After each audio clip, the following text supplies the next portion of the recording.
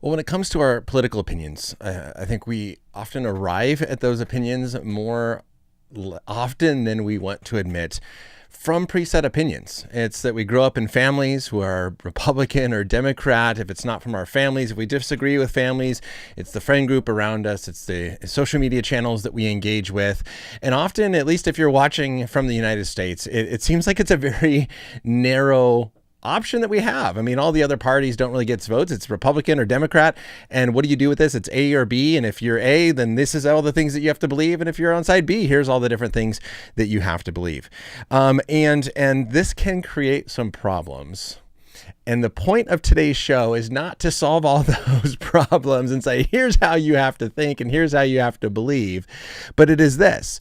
In this show on political thought or political philosophy, the goal of political philosophy, what is this show about? What is the goal of political philosophy? Here it is to get beyond the shortcuts and templates offered to us by modern politics and find a way to stand outside and evaluate things with a fresh perspective.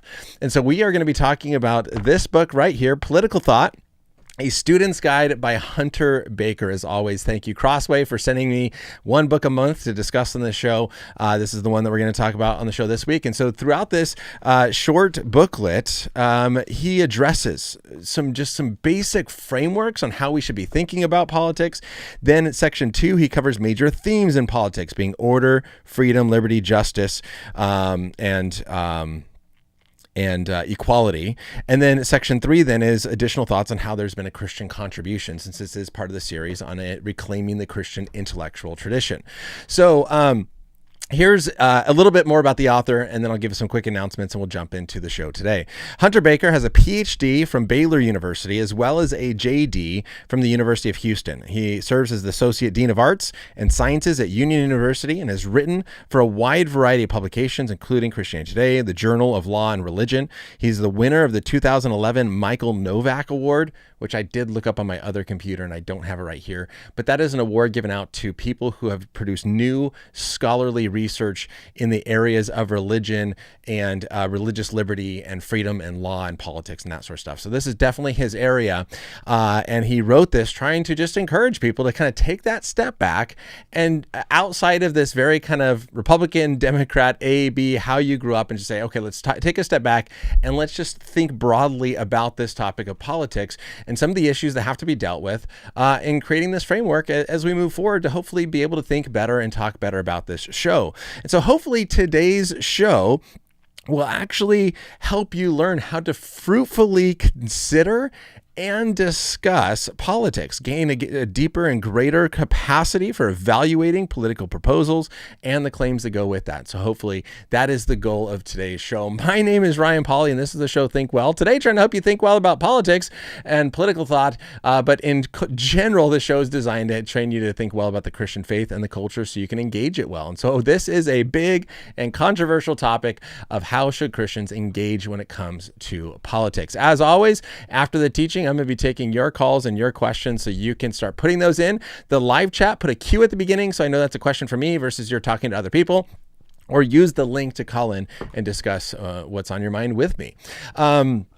Quick announcements as far as upcoming shows. Next week is not going to happen, and the week after that's not going to happen. I leave in a couple of days to go to Utah on a Maven, a biblical immersive experience, and so I'm going to be spending some time out there with some students, getting into conversations, having a good time, and so there will not be show for 2 more weeks, so you can check out all the previous shows and the new videos that are going to be coming out, but I'm going to be back in October. The second week of October will be the next part of our culture series, so that'll be on political engagement. So after kind of thinking about political thought, now how should we engage politically, and that comes from our culture series.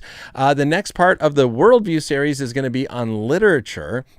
And then the last show of October is going to be switched to Thursday because Dr. Mikel Del Rosario, who just wrote the book on Did Jesus Claim to be God, is going to be coming on the show to discuss did Jesus claim to be God, and walking through the different claims of Jesus and what did he actually claim to be for himself. So that's going to be a fun interview on Thursday that week. The other ones are the normal Tuesday at 1:30 p.m. Pacific time.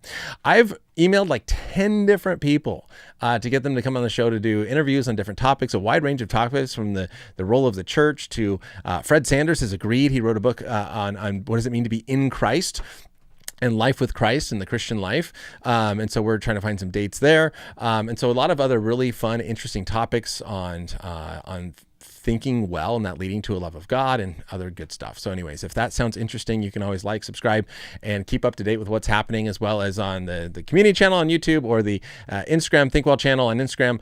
You can see what's coming up and join in that discussion. So with that being all of my announcements, welcome Just Chilling and anybody else who is here watching and listening. We are going to be jumping into this book, Political Thought. Now, again, I don't want to go through everything. There's really good stuff here. But I want to kind of hit some highlights and hit some of his main themes as we walk through. One thing I thought was interesting is he begins with the chapter 1 talking about the role of the family and how actually the family is very helpful in helping us think about politics. And he even shares the story of his family and his wife's family. When it comes to his family, it was much more freedom. The kids had a lot more freedom. They could kind of do what they want. Now, even when they go on family vacations, there are some times where the family gets together for meals, for maybe one couple little shared activity, but for the most part, on a family vacation, people are kind of free to do what they want. They kind of go off throughout the day and do their own thing and come back together to share dinner together. And that really bothers his wife, because his wife grew up in a family that was much more structured, and the family did a lot more together, and the parents had a lot more rules, and she really appreciates that. And so when they go on a family vacation with her side of the family, they don't go off and do their own thing. There isn't that sort of freedom. Everything is very much structured, but that is what they enjoy. And so he talks about how trying to understand the role of the family and how the family kind of fits into, do we want more freedom? Do we want more structure? How does that work? And hello and welcome to the show. And he says, it's not just about having lots of order, right? That's what his wife's family was. Hey, we had very ordered, very structured, everything very planned out. And it's also not just about having lots of liberty, where you're just free to do whatever you want and kind of roam freely and do those sort of things. And he says, look, the life I had as a child is a good example of a political idea that has a special nuance, a resonance in America. The idea is ordered liberty. Ordered liberty means that to the degree a person is willing to govern himself, he can be free of a lot of external control over the details of his life. In other words, part of the reason I may have had a lot of liberty in my childhood is that I had little tendency to misuse it, right? So he was a better person. He was a good kid. And so his parents didn't have lots of rules on him. And so he had a lot more freedom. I experienced something very similar. And I would tell this to students all the time when I was teaching high school. And I would say, look, it actually works really strongly to your advantage to be a person of integrity and honesty, who treats people well, because when people see that, they give you more liberty, they give you more freedoms. And I have tons of stories in high school of when I was given advantages by parents handing me keys to new cars to drive to prom or certain things like that, or hey, none of your friends can come over except for Ryan sort of thing, because they knew, hey, if I come over, it's not going to be problematic. When other kids who had a more bad reputation and would get into a lot of problems, there were more rules or more restrictions. And so this idea of saying, hey, he recognized he had little tendency to misuse that freedom. And so that freedom was very much given. And so however, though, he says, we tend to think of liberty as a synonym for freedom or an absolute release from any sort of constraints for any kind. And to do so is to fail to think deeply enough, because that is not what liberty is. There is ordered liberty. There needs to be an order here. There needs to be some governing principles. You don't just have a license to do whatever you want. There are restrictions within the liberties and the freedoms that we have. And he says, again, my wife, on the other hand, grew up in a family where it was very, very ordered, and maybe a little bit less liberty, and how that can play out when they go on vacations or how things work. And in the same way, the question is, when we come to this conversation in politics in America, it's like, hey, give more freedoms and just hope that people are using it well and not misusing it and are not abusing those freedoms? Or is it, no, we need a lot more order, we need a lot more restrictions, we need a lot more rules? Or is there a balance of what we're trying to figure out and try to say, where is that line between people should be free, but then there's also people who misuse freedom and there needs to be order? Where do we draw the line? And he says, yeah, the other difference, now there's similarity in the family example of how parents parent. He He says the difference between a parent and political communities, or a family and a political community, is the role of parents and the paternal power, which he talks about. Is we've seen in the history of politics, places that have that paternal power where the king and queen rule, and it's their say, it's their go. They have the power. They can do whatever they want. And there's a problem to that. Now, there's a sense in which when kids are really little and they don't really know how to reason well, okay, the parents need to be making those choices because what the kids want is not best. Now, that's clear in my life. If you know my show, I have a 3-year-old and a 2-year-old. There are many times in which it's like, no, you can't do that. When they want candy, my son woke up this morning. First thing, hey, can I have candy? No, you can't. We never have candy in the morning. What are you talking about? But if he had the freedom to do whatever he wants, he wouldn't go to bed on time. He'd be eating candy all the time. There would be issues there, right? There need to be that paternal power. The question is, when we get to society and government, are we treating, or should we expect the government to treat citizens who are grown adults like children who don't know the right from the left, or they don't know right from wrong, and we treat them like children? The answer should be no. That is not who we're dealing with. We're dealing with human beings who have the ability to reason. We're dealing with adults. They are mature, rational creatures, much like those who would claim the right to rule over them. And so something has to be different. And that's where the family analogy breaks down a little bit. He says here, we look at ourselves as free and rational individuals capable of making decisions about the community matters that affect us and how we should lead our own lives. But we find that we can better satisfy our wants and needs within the context of community relationships of other human beings. Thomas Paine called this a voluntary phase. And so this is where the question is there are times where we do give up freedoms that we have and voluntarily enter into a relationship, recognizing this is better. And this is what some people refer to as the government or society, as we voluntarily enter in to work together to make things better for everybody. The question then comes, when it comes to political philosophy, is how big do we want the involuntary part to be? How much do we want the forced part to be? How much do we want the voluntary part to be? How much should be ordered? How much should be free? That is the question that we want to ask. Now, he has a whole section. I don't think I want to spend a lot of time on this. You can tell me in the live chat if you want some more depth in this area, but I always go way over in my teaching than on what I want to do.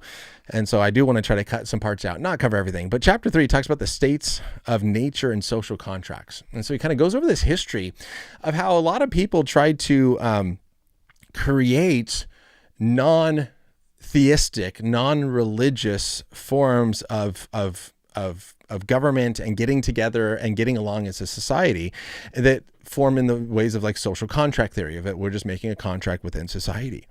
And so the question is, okay, well, what sort of politics would human beings want if they lost all of their family status, their wealth, their tradition, if everything just disappeared and tomorrow we start with a clean blank slate?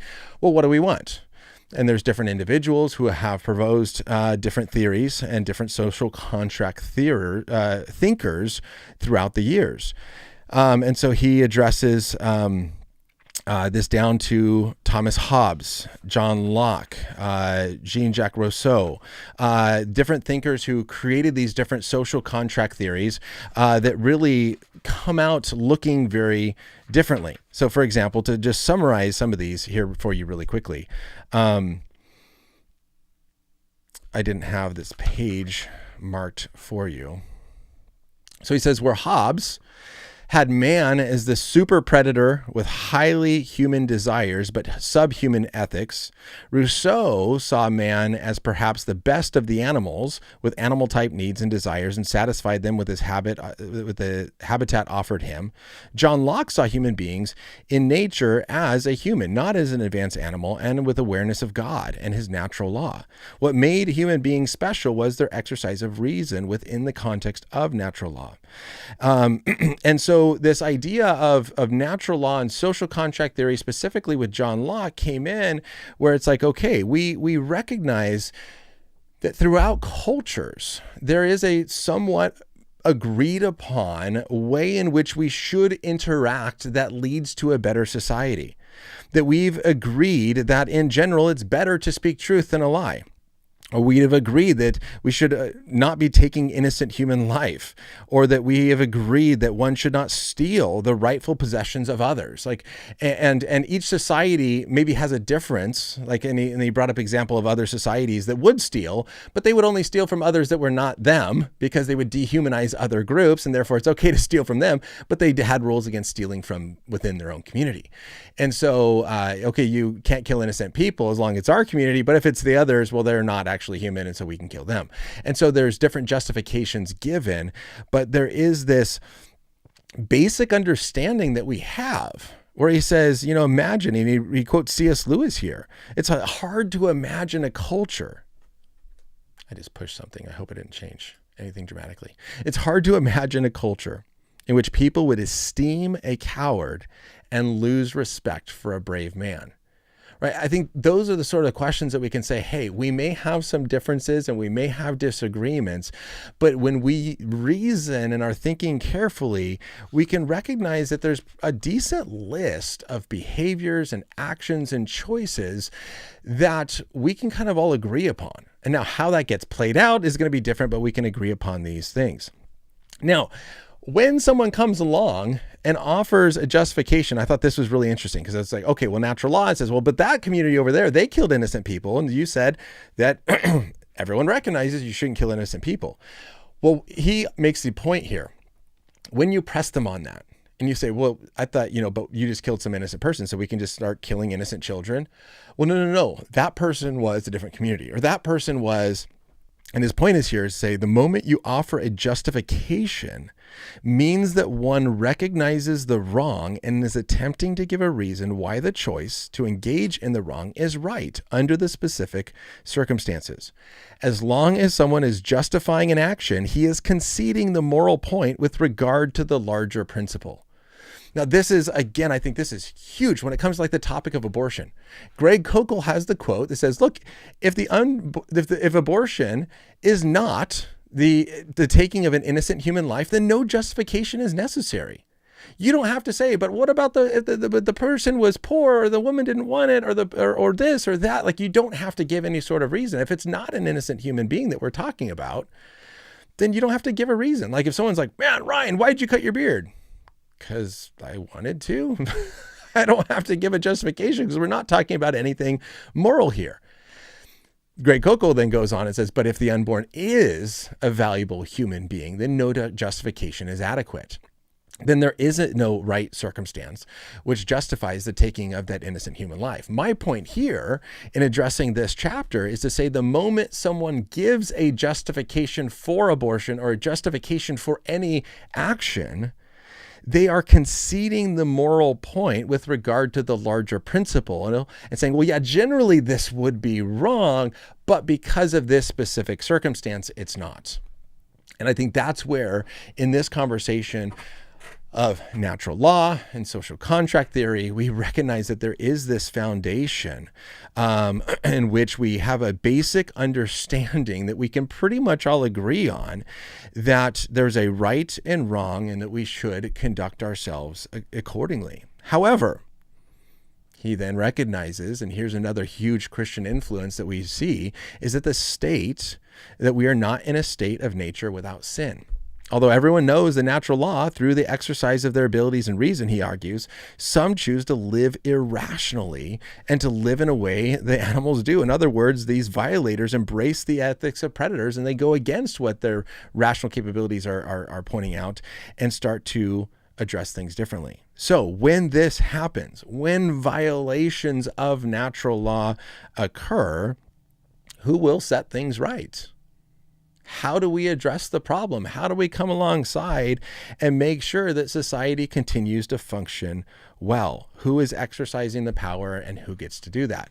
And that's where social contract theory, without a Christian influence, I think breaks down, is because then often is, well, who sets things right? The powerful. It's whoever is more powerful. It's whoever is in charge. It is the majority, and the majority are always going to force their views on the minority. And if there is no higher standard, who is God, that transcends the government, that we're all held accountable to, then the majority is right. And the minority can never say, but hey, that's immoral, that's wrong. right? We can never push back. Every law becomes the standard. And how can we say, well, that's an unjust or that is a wrong law? He says Aristotle noted this. The problem that Aristotle noted is that we tend to be bad judges in our own cases and thus may not think of ourselves at fault when we really are, and may believe that we've been offended when it is not necessarily so. And so the political society, according to John Locke, must be designed to more properly vindicate justice by protecting our rights. And then that's a huge political philosophy question, is where do rights come from? Are they only from the government? Do rights come from government and God? How do we fit that all together?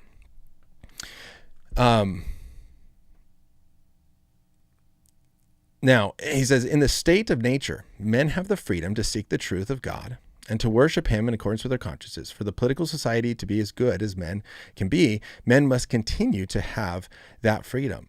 And so he's going to argue, again, the Christian view is that rights come from God, not just the government.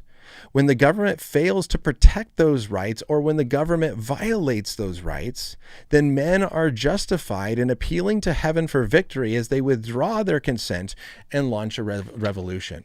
And I think that's what we recognize to be true as we look throughout political history, is that there's so many times where people are saying, hey, government, what you've done is wrong. You've taken away my right. And the question is, have they actually taken away a right? And I think sometimes that claim is made and it's like, no, they haven't taken away the right. That's not a right that you have or a right that you should have. Therefore, you don't have it. But there's times where the government has taken away rights. And the question is, okay, how can they do that if there is not a Christian view of politics saying that the government is actually taking a right that is God-given? If the government is the only source of rights, then whatever they give is a right. And if they haven't given you a right, then you don't have it. Now, maybe it's something that you want that they haven't given it to you, but how can you appeal to an injustice or an injustice in that scenario? Now, he says his argument is that Locke prevails when it comes to these different thinkers on social contract theory. He says Locke prevails because his reasoning from the state of nature relies upon the most true picture of man. That man is not a happy animal in the wilderness, as the way that Rousseau would have him, nor is he an intelligent but relentless predator, like in the Jurassic Park way that Hobbes imagines him. Locke views man in the same way that Christian anthropology would have him, that he is unique among all living creatures. He alone has conscious perception of God and all the moral law that God has built into the world. Locke's man is a man who possesses reason. And when he uses the reason, he lives under the terms of natural law. It is possible for him to disobey. He is fallible, even in the pursuit of justice, because of his self-centeredness. Yet, he recognizes the weakness he has and others have and is able to convince or conceive of a way to mitigate them. And he is free. And so I think that's hopefully something to kind of think through as we process that. Now, the last point here, and then I see that there are some questions that I will address here before I move on to the next part. But he then jumps into John Rawls, who comes in and presents this way of thinking that's called the veil of ignorance. Now, I've heard a lot of atheists bring this up to kind of address ethics without God, but John Rawls' veil of ignorance, it says, okay, imagine that you are about to enter. So you haven't been born yet, and you are conscious, you are aware, and you are about to enter society. You're about to enter the world, but you don't know where you will be born, to what family that you'll be born, to what economic status that you'll be born, to what ethnic position you'll be born. You don't know how strong or weak you will be, how tall or short, how weak or like health-wise, how sick or healthy. You know nothing. Now, how should society function?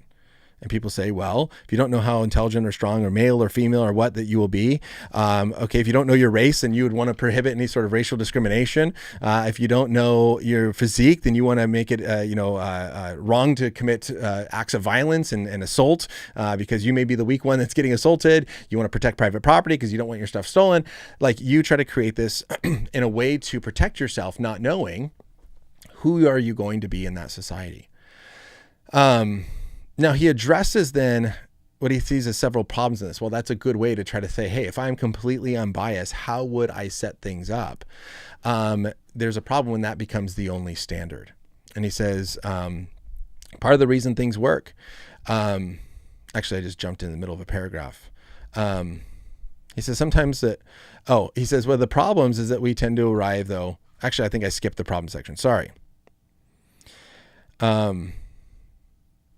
hasn't jumped into the conclusions yet, but this is where he then jumps into what is the goal. He says the problems, and what I'm trying to say at the very beginning, the problems is that we tend to arrive at politics with our preset opinions. We've grown up in families where our parents are either Republican or Democrat. We don't get it from our parents, and we often get it from our opinions on the basis of what our friends have to say. Let's face it, our menu is simple. You pick A or pick B with a set of positions pretty much reliably attached to each. Part of the reason things that work that way is that we have a winner-take-all form of government that discourages third parties or any other kind of nuance. But another part is that we can be lazy. We don't want to take the time to think carefully about our political values and how we put them to work. He then says the goal of political philosophy is to get beyond the shortcuts and templates offered to us by modern politics and find a way to stand outside and evaluate things from a fresh perspective. Even if, and here's my hope in all of this, even if we fail ultimately to achieve the grand unified theory of political ethics by having thought carefully about the different values in play, we will almost surely argue better and more substantively. We will also make decisions that are wiser and more sensitive with regard to the common good and human flourishing. And that's what I always love about this show, and I love the pushback and the questions that I'm probably going to get to here in a second, is that when I put my ideas out there and you push back out against them and say, whoa, hold on. That sort of dialogue, when this happens, when we think about these issues, whether we, in the end of the day, agree or not, I do believe that it does help us argue better, or help us argue more substantively, help us think about these things better, and hopefully think well about all these things. So with that being said, I do see some cues. I do see some questions. The next section we're going to get to is some major themes. And so we're going to be talking about order and justice and equality. But let me jump into the questions that I see here from you all. Welcome to the show. Mirza, good to see you. Should we have a democracy, or should we be ruled by a king who rules by divine right? I think democracy is best. I don't think Scripture sets up a theocracy or a theonomy. I don't think that's the way in which we are designed to rule. I think, as he will get to in the later portion of the book, that this idea of grown human beings being able to contribute and not just be ruled by one single person, kind of that king or queen, because that person is fallible.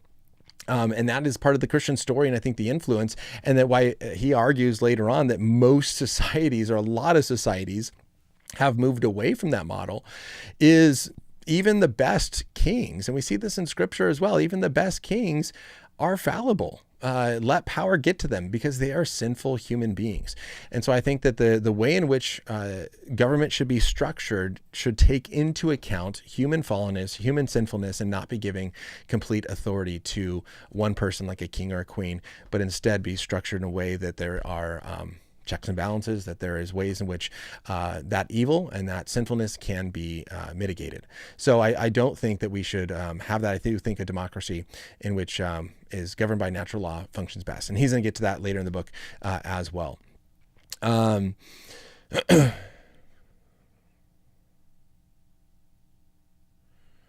I think this is good. Human beings naturally long for something better. And I think that's where two trains of thought come about: objective morality, which comes from God, and subjective truth, which has come from man. And I think that this idea is we do long for better. And where are these longings coming from? And we want things to function better. We want things to grow better. We want things to be better. Well, better assumes the best, and there's a moral standard involved there. But I think this is a natural longing that flows from each of us. And so I do think that there's something true here, that we recognize right from wrong. We want better. We want justice. We want people held accountable when things are not done the way that they should. We'll talk about that here in a moment. And so I think this is something that should drive us as we try to think critically about this. Back to Mirza. No, you have to give a justification, not because something is naturally immoral, but because you have to explain yourself to others. Gay people don't have to justify themselves anymore, but they did not too long ago.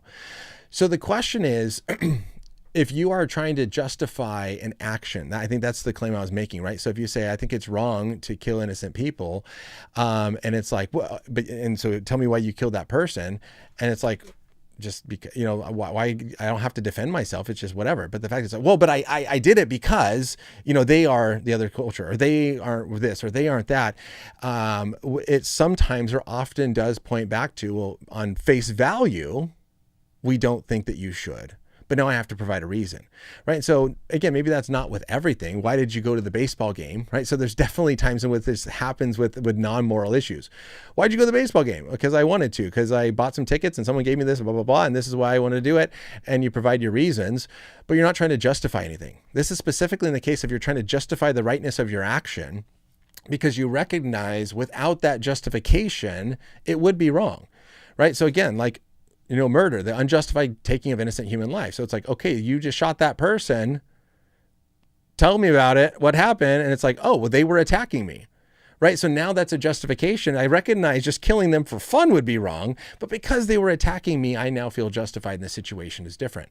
And so that's the context of what I'm talking about here, is that when we are talking about these moral issues, often a justification is given because there is an agreed upon principle that without that justification, it is wrong in principle. And so we have to provide a situation in which it becomes right. And so that's the point that I think I was trying to make there.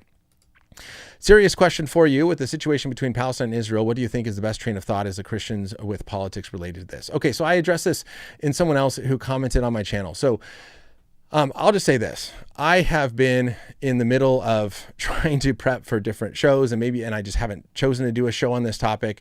And I just submitted my doctoral research proposal, as well as working and taking care of a 3-year-old and 2-year-old. So I have not spent the time that I want to spend in order to speak intelligently into this issue.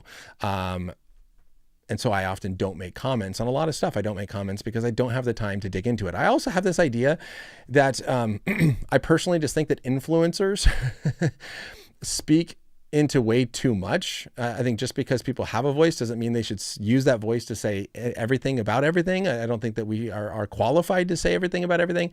So I'm often very, very careful and to say, hey, I'm just trying to talk about political philosophy, not every issue, because I read this book and I'm just addressing what he had to say here. My lane is more in apologetics. And so I try to stick more to my lane as well as I'm busy. And so I haven't made a lot of comments on this, but I will say this, is that when it comes to that issue, I think it is very difficult when we sometimes in our politics where we pick a side and then it's like almost like anything our side does is right and anything the other side does is wrong.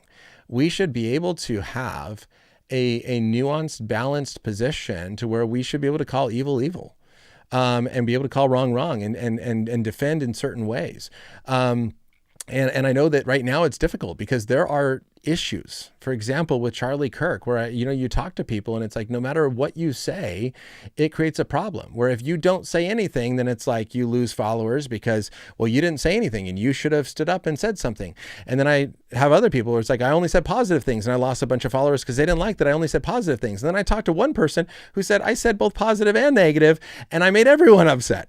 And so we're in a political climate, and sorry, I'm not answering the question. I'm giving a little bit of backstory, but I think we're in a political space where it's almost like everyone has to say something about everything.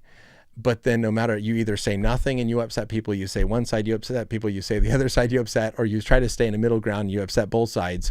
And the question is that a right space to be in, is to expect everyone to comment on everything at every time, or at least influencers and pastors and whatnot. When it comes to this issue, I think the other big principle is that we often have our side, and that person or that side always becomes right. They could do no wrong, or we're almost unwilling to admit they're wrong. And I would say, look, I don't think that. Has Israel committed some wrongs? Sure. Has Palestine, has Gaza, the Hamas? Absolutely. Like there's ways in which we should be able to evaluate this on both sides. And seeing the problems on both sides. So I don't have all the details. I'd have to go back and look more into it. But I think that's kind of a big picture of saying, how do we be good critical thinkers who do not just simply attach ourselves to our party or our side or our group, and therefore everything else is completely ridiculous, and be able to say, without threat of being kicked out of our group, hey, I think we were wrong here. I think we did mess up here. This was wrong. This shouldn't have happened, without threat to the security of our group. And unfortunately, that doesn't happen as often as maybe I hope it would. All right, so you, Mirza, don't think that Hobbes thinks that humans are super predators, or that Hobbes discovered, I think that Hobbes discovered game theory early. So I could go into more detail on Hobbes and what he specifically said here. Actually, I can't, I didn't highlight anything from the Hobbes section. Sorry. But he talked about, Hobbes is more of this kind of hierarchy of needs. And I'd have to look more back on this as I read this whole book, and I didn't highlight anything specifically from here. But he talked about Hobbes in a little bit more of like a totalitarian state, but I'm not an expert on Hobbes. Critical thinking is key. Here's another cue. Currently finding it hard to establish opinions on new subjects I'm being introduced to in politics. Is there a Christian standard that we should guide our evaluations? That's a great question. Thanks for asking. It depends on the topic, obviously. And hopefully what we address here will kind of address some of that questions as I get to the next section of this book. But there are absolutely biblical principles that feed into ideas, and some of them are a lot more core than others. I was just talking about this with my wife the other day, where like there's very core ideas in Scripture of human beings created in the image of God. Of all human beings having inherent value, dignity, and worth. And so the issues related to human value, human dignity, that should be pretty core and central. I think I would make the argument here that Scripture is clear when it comes to matters of sexuality. And so I think then our political philosophy and our political laws and how we approach issues of sexuality in culture, I think is pretty central and key and very important. Now, there are other issues in politics like healthcare. Education, where it's like, yeah, we are called to educate, but Scripture's maybe not a lot clearer on exactly how and in what way and all that sort of stuff. Or when it comes to healthcare, yes, we should care for the health of people, and all human beings are created in the image of God and have value and dignity and rights, and we should want them to be healthy. But should healthcare be universal? Should healthcare be subsidized? Should healthcare be this? Well, that's not clear in Scripture. And so I think just like there are theological Christian doctrines that are central core Christian doctrines. If you deny the divinity of Jesus, the Trinity, the death and resurrection of Jesus, then that takes you outside the realm of Christianity. Then there are secondary doctrines. Then there are tertiary issues. Then there's just matters of preference, like what worship service do you like? Do you prefer contemporary music or hymns? And that's just simply a matter of preference.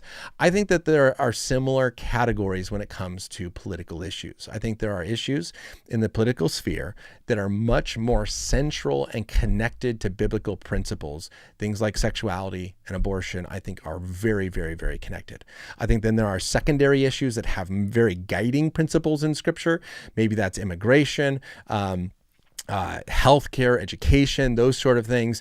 Then there are tertiary issues. Then there's matters of preference. And I think that's where we maybe need to draw that line and see that Scripture is not super, super, super clear on every single issue. And sometimes it's a matter of preference. Sometimes it's, hey, based on this kind of guiding principle in Scripture, I'm going to go here. But I think that's where maybe we can do better as Christians of recognizing a difference of opinion when it comes to the secondary and tertiary issues. I think, and this was the conversation my wife and I were having as we were trying to kind of parse through these issues of saying, is it possible? And maybe I'd love to hear your guys' thoughts on this too, if you agree or disagree with this. But is it possible that just like we recognize a problem, if a Christian church or group makes every single doctrine core, if it is your view, not only on the death and resurrection of Jesus and the Trinity and the Bible being the Word of God is core, but also you have to be a young earth creationist, you have to be a pre-trib, rapture, dispensational theology, you have to be an Arminian or a Calvinist, you have to agree with this view of women in the church, you have to agree with this view of whatever, the covenantal theology versus dispensational theology. And then you also have to recognize you can't play cards on Sunday, and you can't dance, and you can't this, or you can't that. And, oh, by the way, the baptism of the Holy Spirit, that is this. I mean, if every single one of those issues gets put into the category of core, and if you deviate from one, you are no longer a Christian. There are groups that do that, and that leads to mass amounts of deconstruction. And that is very problematic. And I'm doing this in my research right now for my dissertation, where John Marriott calls that over preparation, where he calls the tyranny of the necessity, that every single doctrine is necessary. And therefore, if you deviate on one thing, is no matter how minor it is, oh, you're singing contemporary music, not hymn music, you're not a Christian. That is a massive, massive problem. Is it possible that we've done though something similar when it comes to politics, where it's like, hey, I can agree on X, Y, and Z, but when it comes to gun control, I have a different view, or when it comes to immigration, I have a different view, or when it comes to how healthcare should be run, or I have a different view on how education should happen. All of a sudden it's like, whoa, problem, you're out of our group.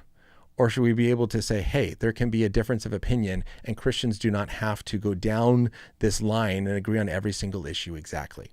And that's where I would say, hey, let's have a little bit more liberty where there is room, but recognizing the things that are essential. And so that would be my opinion without having specifics. If there's a specific issue that you want to ask about, I'd be happy to give any thoughts on that as well. But as new issues and new subjects are introduced, I think sometimes we have to categorize them and say, okay, how much is this talked about in Scripture? How central is this? Does this relate to any core essential doctrines and beliefs of Christians? Or is this maybe we can have the right idea? I mean, because that's also huge in politics. If like you have the same end goal, but a different way to get there. And so there's disagreement there as well. And so that does make this conversation very, very difficult. All right. I'm going to try to get to a few more questions. I don't know how many are left. Oh, this last one with a Q. Thank you. Yes. Taking a strong moral stand on an important issue is hard, risky, and it will cost you. That's the point. Absolutely. Taking a strong stance on something will cost you. But is there an issue though, of do we have a problem associating with people who think differently? What if someone takes a strong stance that disagrees with you? How much are we willing to stay in that space? So if your pastor has a different stance on an issue that is not central to the gospel, is it like, I'm going to find another church? Or is it like, hey, we line up on the core essential doctrines and we can disagree on these sort of issues, and that's okay. So the question is, where do we disfellowship? And is it possible that we are too quick to want to stay in our siloed thinking, and then the moment someone says something we don't like, we jump ship? Or are we willing to continually surround ourselves and be in spaces that are different? So that's just a question. All right, last Q came in, and then I'm going to jump back into the topic.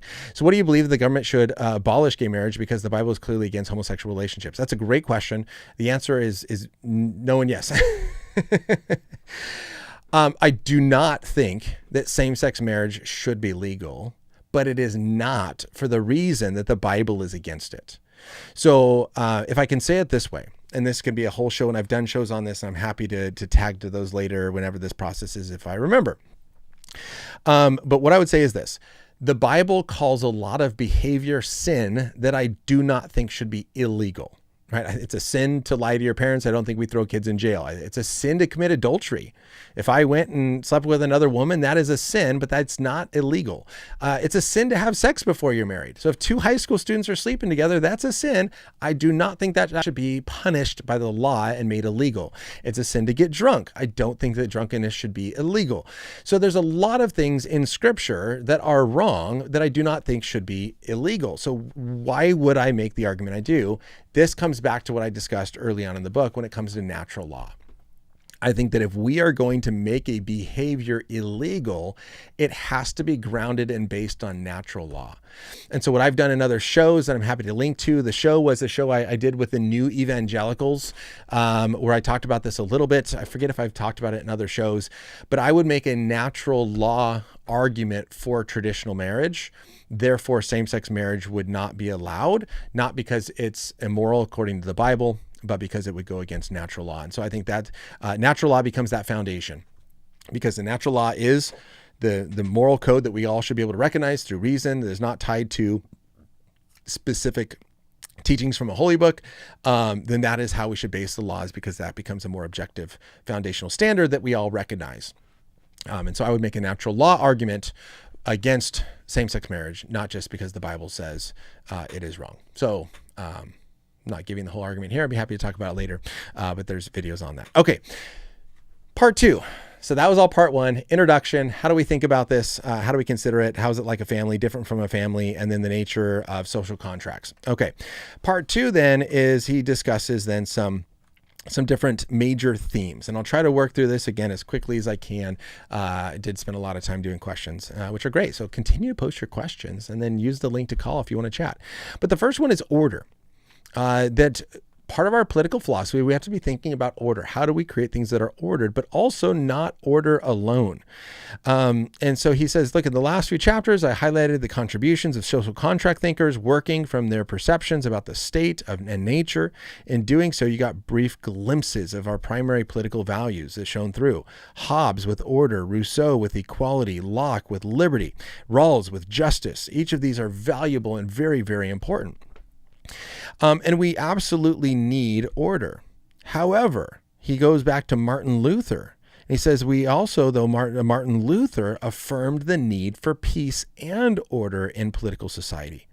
In the study on the Sermon on the Mount and his book on secular authority, he interpreted the admonitions promoting a form of pacifism as binding commands on individual Christians. Thus, if Christians were about to be attacked or were struck, it would be incumbent upon him to passively accept the blow without retaliating. However, now I'm not a pacifist, this is what he would argue. And he says, however, the same does not apply to the office of the government. Luther wrote that the government is necessary to prevent human predators from turning the world into a desert.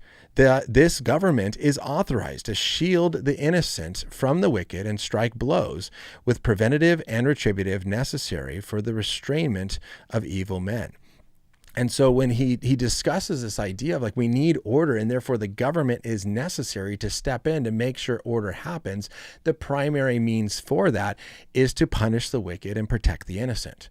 It is not just about doing anything that we want that would create chaos and that would often hurt the weak and the innocent. Instead, we need order, but order is not enough. He says that so you need this order. You need the government to come in and to make sure that we restrain evil and get order in society. However, then he says here, order, though, is not enough. We can understand why by examining the world that often goes with order, which is peace. The reason people welcome order, which restricts freedom, right? Your freedoms are restricted due to order, is that they hope to enjoy some measure of peace. This then leads to the question, what is peace? So if we want peace in society, what is the peace that we want? And what is the best way to achieve that peace? He says, maybe the first thing that comes to mind when we think of peace is the absence of conflict. Okay, is that peace? Is peace the absence of conflict? Well, here he presents, I think, a very helpful analogy. Two families. He says, one family, the father is a tyrant. He rages whenever anyone fails to please him. The children have learned to not be loud when he's around. They have learned to obey. The mother mutes any disagreement that she has. She's unwilling to speak up. She's unwilling to voice anything. And there's nothing that ever happens wrong. The wife and children act this way because they know that this man will just lash out with heavy verbal, physical, just threats if they ever bring up anything or act in a way that is contrary. And so guess what? In this family, the children never act out, the wife never speaks out, and as a result, they have very little conflict. There's very little conflict in that family because, hey, everyone does what they're supposed to do. The second family, the father, he says, is gentle. He fulfills his leadership function, but is happy to hear the ideas of other members in the family. His wife is the most trusted confidant. He realizes that she will often have a different and superior perspective than his own. And when she is right, he is quick to revisit his own decisions in order to adapt the points that she has offered. This man realizes that children are not miniature adults. He tolerates a reasonable level of rowdiness and childish behavior. When he corrects them, he does so in a proportionate way with a view of their edification rather than in order to merely conform them to his will. He listens to their opinions both because they are children and he cares and because he recognizes that they should have some right to express their thoughts as well. So given these two families, both families with very little conflict, which one actually has peace? If peace is just defined as the absence of conflict, then you say, well, both families have peace. No, there is order, but it is clear which family actually helps us understand what is order, but not just order, what is order and peace. The first example shows us a family that is unquestionably has order and something that might be mistaken for peace. But what we really see is order paired with the absence of physical conflict. The political correlation is totalitarian or authoritarian society in which the government does not tolerate disagreement, is willing to punish severely in order to prevent disagreement or the formation of alternate consensus. The second example, by contrast, shows a family that has both order and peace. The peace is real because the members of the family feel respected and heard. They are treated like human beings who have similar rights to the human being who is leading them. This peace is the peace that comes from justice. Members of the family feel and are treated justly, and that is what leads to true peace. I think this is a beautiful example of how families can help us see different ways in which the government can function. And the government functions as a totalitarian, top-down tyrant. You do this, I'm just going to get you into order. I'm going to get you to do what's right through the threat of punishment and violence. That may be ordered, but that is not peaceful. And we need order, but we need peace. And this comes from a government that says, hey, here's how we're going to do things, but I respect the citizens. I respect people. You're heard. You have rights. There's a sense of justice. There's a sense that of treating people fairly. We all can see those two families and go, clearly the second one is better. And so that's what he wants to address here in this idea that order is a means to an end. Order is not the end in and of itself. And when it comes to political philosophy, we have a mistaken view when we see order as the ends itself. All right, as long as we get order, then we're good. The government here is to create order, then we're good. Order was achieved, everyone was forced into submission, we're good. No, order is a means to an end. The end is a peaceful, flourishing society that does need order, but it is grounded on different things. The second thing that then that's grounded on that we have to think through is freedom and liberty. What does it mean to be free? So the questions here to pause and stop and think about is, what does it mean to be free? What is freedom for? There are many different views of freedom in our society. There's a lot of different ways that people see freedom. Freedom being, I should be free to pursue my own desires, free to pursue my own goals and whatever it is that I want to do. Another person might say, no, freedom is important because I want to be free to get the benefits from what I create. And so there's a freedom there to be able to do what I want to do and reap the reward from that, not just act in any way that I want to act, but to contribute. And there's freedom there. And what he points to in this section is in the writings of John Locke. He argued against legal coercion in spiritual matters because of a tremendous premium he placed upon an individual's ability to search for truth. Locke was a proponent of private property, the concept that you should be able to freely acquire and hold the things that you have. And so we should be free to pursue things that we want to pursue to a degree. We should be free to also have the stuff that we have. And so private property, and therefore laws regarding private property and against theft and stealing and that sort of stuff and coercion should be in place in order to create that order that we need in society. Now, at the same time, though, he then talks about liberty and license. Not a driver's license, but like a license, like free to, like James Bond, license to kill. Like I have the ability to do it because that's what I can do. But liberty, I've talked about this a lot on the show before. He breaks down here and says that liberty sometimes is that freedom to, but also a freedom for. And that's what I think we often miss when we talk about freedom in society is what does it mean to be free? Is we often only think about freedom from. I want to be free from constraints. I want to be free from restrictions. And so if I'm in handcuffs, I'm not free in that sense. And so I should be free to pursue things and not have these restrictions upon me. And that's true. But freedom for, as he talks about here, or freedom to, is this liberty. And it's helpful to think about, as he says here, to think of freedom. And Mirza, you just said, what is freedom for? So let me give you his explanation. It may be somewhat helpful to think of freedom as something that exists in two categories, liberty and license. Liberty is seen as a freedom to or freedom for. It is the freedom to worship God, the freedom to work, the freedom from industry, the benefit from industry, freedom to love and to marry, free to choose one's own vacation. Liberty can be thought as the freedom to do the things that are positive and life enhancing. So rather than just simply being without restrictions, and now I can do whatever I want. No, liberty or freedom for is actually to do things that are positive and life enhancing. Sean McDowell uses the example for this in talking about someone sitting down at a piano. And to say, okay, one person sits down at a piano and just takes a baseball bat and smashes it, and the next person sits down at a piano and plays beautiful music. And the question is, which one is truly free in that sense? Well, we'd say, oh, they're both free. They do whatever they want. But we recognize the one that sits down and uses a piano for the reason it was created. That is a true freedom because they're doing the thing that is positive and life enhancing. They are using their mind and intelligence to create beautiful music, and they're using it for the reason it was created to be used in a positive way that benefits many by creating beautiful music. The person that goes, I'm free, therefore just smash it. It's like, okay, that's an aspect of freedom, but there's no way in which that's positive or life enhancing. And maybe it's enhancing because you get your rage out and you have like rage rooms for that. But that's what they're trying to address here.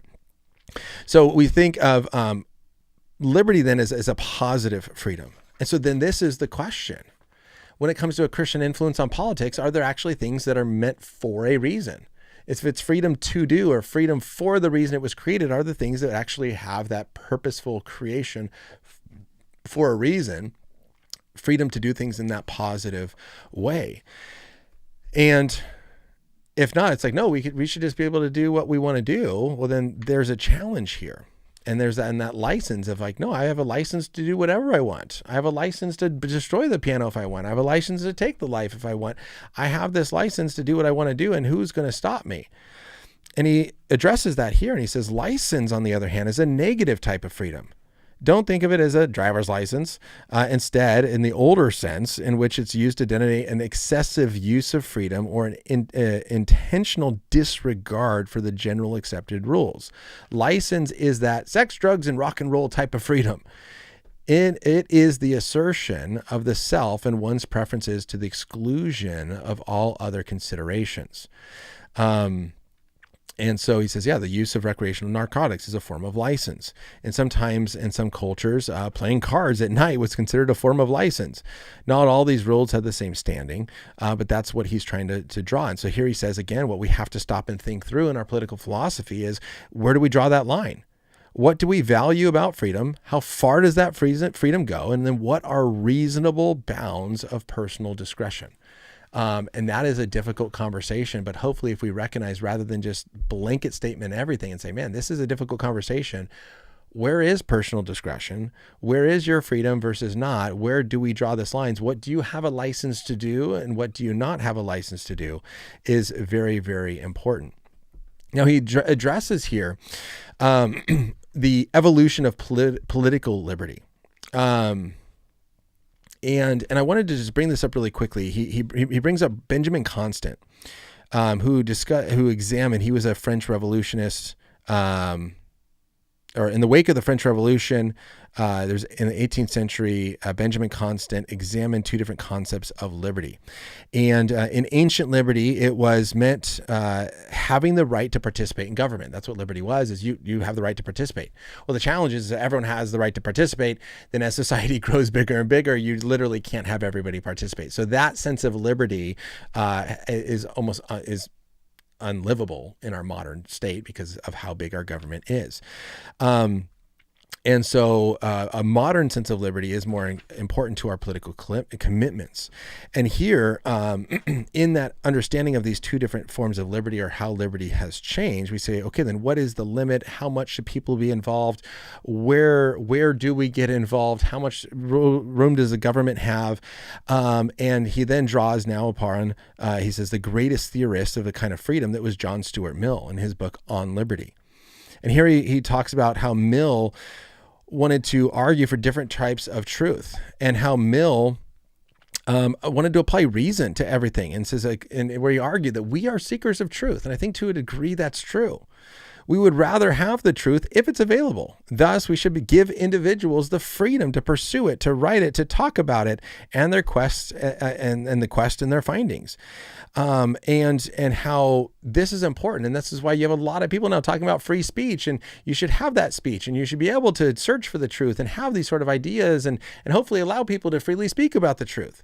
And here's where I think this is so important for us and why I wanted to address this here really quickly, is he addresses this point in the works of Mill when he says this: the reality is that we can act more confident when we have really listened to all points of view.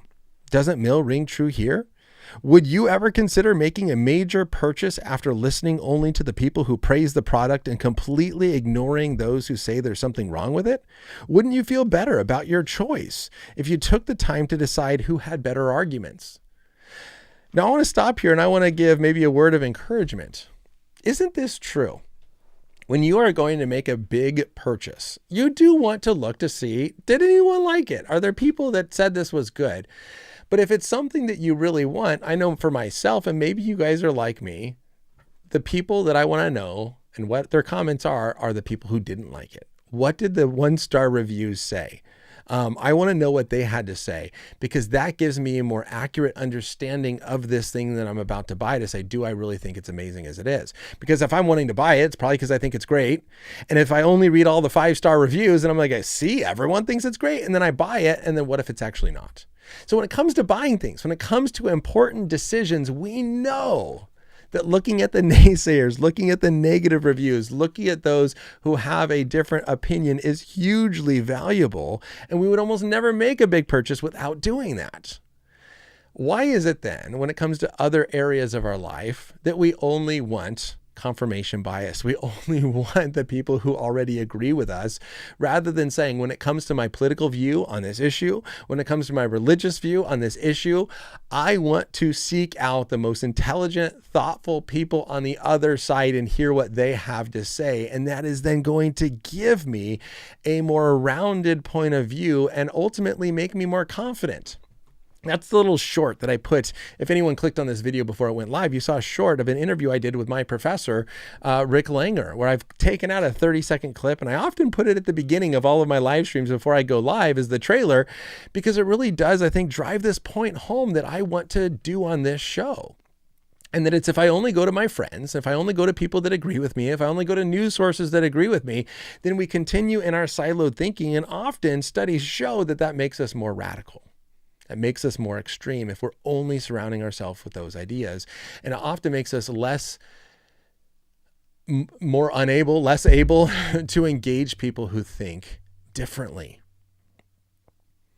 However, what if we actively sought out people who thought differently? And as Jesse just said, you could possibly learn, wow, I'm wrong. It's not as good as I thought it was, or this view is actually not true, or this isn't what's best. I'm wrong. I need to change my mind. Or you find that their arguments are actually lacking and that you become more confident in your view. Either way, and I posted this quote, I think this is from Matt Anderson. I posted this a long time ago on my Instagram. Either way, you win if truth is the goal. You either realize I was wrong, I have to change my mind, or wow, their arguments are actually lacking. But if we never actually expose ourselves to the other side, then what are we missing? Is it possible that we are missing something really valuable in the conversation? I think that is something that is often needed in our political conversations. It's not going to be the cure-all, but the question is, how often do we expose ourselves to the most thoughtful, rational people on the other side? We love finding the other people on our side that say crazy things. And we go, see, the other side is crazy. But how often do we find that respected, rational, thoughtful person on the other side that could either possibly convince us where we're wrong or make us more confident in our views? And I think that's a really interesting point here is, look, if we are seeking the truth, if truth is the goal, then we can be more confident and well-reasoned and more respected if we actually listen and consider all the different views. Now, Mill set forth some rules where people say, and again, this is super common when it comes to freedom. Okay, what does it mean to be free? And he says, Mill set forth a simple rule in this regard. He argued that the only valid reason for interfering with liberty is to prevent harm for others. In other words, as long as the individual's actions are self-regarding, that is to say that they don't harm anyone else, then the government has no business interfering with them. I mean, this is super, super common. He even says this conception of freedom is strikingly modern and seems in many ways to have won the day. Absolutely. I hear this all the time. Do whatever you want as long as you don't hurt anybody, right? This is a very, very common, I think, misunderstanding of freedom that we hear in the political sphere and as we go on campuses. It's like, yeah, as long as you are not harming others, do whatever you want. The issues is that this is very problematic for many reasons. Now, I've often said it's problematic because this is a very minimalist ethic, right? It's like, just don't hurt people. Is that really what leads to a positive, flourishing society? So I can wish death upon you. I can wish hate upon you. I can want horrible things done to you, but as long as I don't hurt you, I'm okay. What would society be like if that's how we are? Versus actually we have a duty to love and to care and to cherish and to value and respect. Like we actually have positive duties, not just don't do the bad stuff. And that's how I've often argued, is to say, well, we're missing out. That's a very minimalist ethic. Like, yes, don't kill people. That's great. Don't hurt people. But what about love them, care for them, help them? What about these positive duties that we also have? He addresses another problem is that if freedom means only these self-regarding actions should not be limited, then there can be no laws against drinking, no laws against drugs, no laws against various sexual practices, no laws against pornography, because these things are much more just simply hurting yourself. Now, Mill would argue, well, but you have to look at when they hurt themselves. So he would argue, yes, taking, what was the example that he used? So it should not be wrong to take drugs, but if you take drugs and then drive a car and hurt someone, that should be the illegal action. So the illegal action is when it hurts someone, not the action itself. So it's like, yeah, using drugs or getting, doing a bunch of drugs should not be illegal because that's yourself. But if you're going to use drugs and now drive a car, that should be the illegal action because now you're actually going to harm others. So he would still want to stop the harm, but he's trying to set the standard of do whatever you want as long as you're not hurting other people. He then goes on to another problem and says, okay, so now there's a whole bunch of actions that are currently illegal that we should legalize. And the question is, do we want to legalize all those things because they really are only personal? People have argued like this, I think, in a sense with seatbelt laws. That's only personal. It's only going to affect me if I get into an accident not wearing a seatbelt. So should those laws exist? He goes to the other problem is that how do you define injuring others? And I've often talked about this. And you say, well, as long as you don't hurt them. Well, hurt them how? Hurt them physically, okay, but hurt them spiritually, hurt them emotionally, hurt them mentally, hurt them relationally. He says, how you define injury to others would not simply prohibit injury to others rather than the underlying behavior that gives rise to the actions that hurt people. So we recognize in the objections to Mill, our behaviors have a far-reaching effect. And he asks these questions. Are behaviors such as drug use, consumption of pornography, prostitution, are they self-regarding only? Do they only affect the person who is using it? Do they produce no negative externalities at all? Do they cost other individuals and broader society nothing? Some have argued that no one is really isolated, that we are very, very much connected.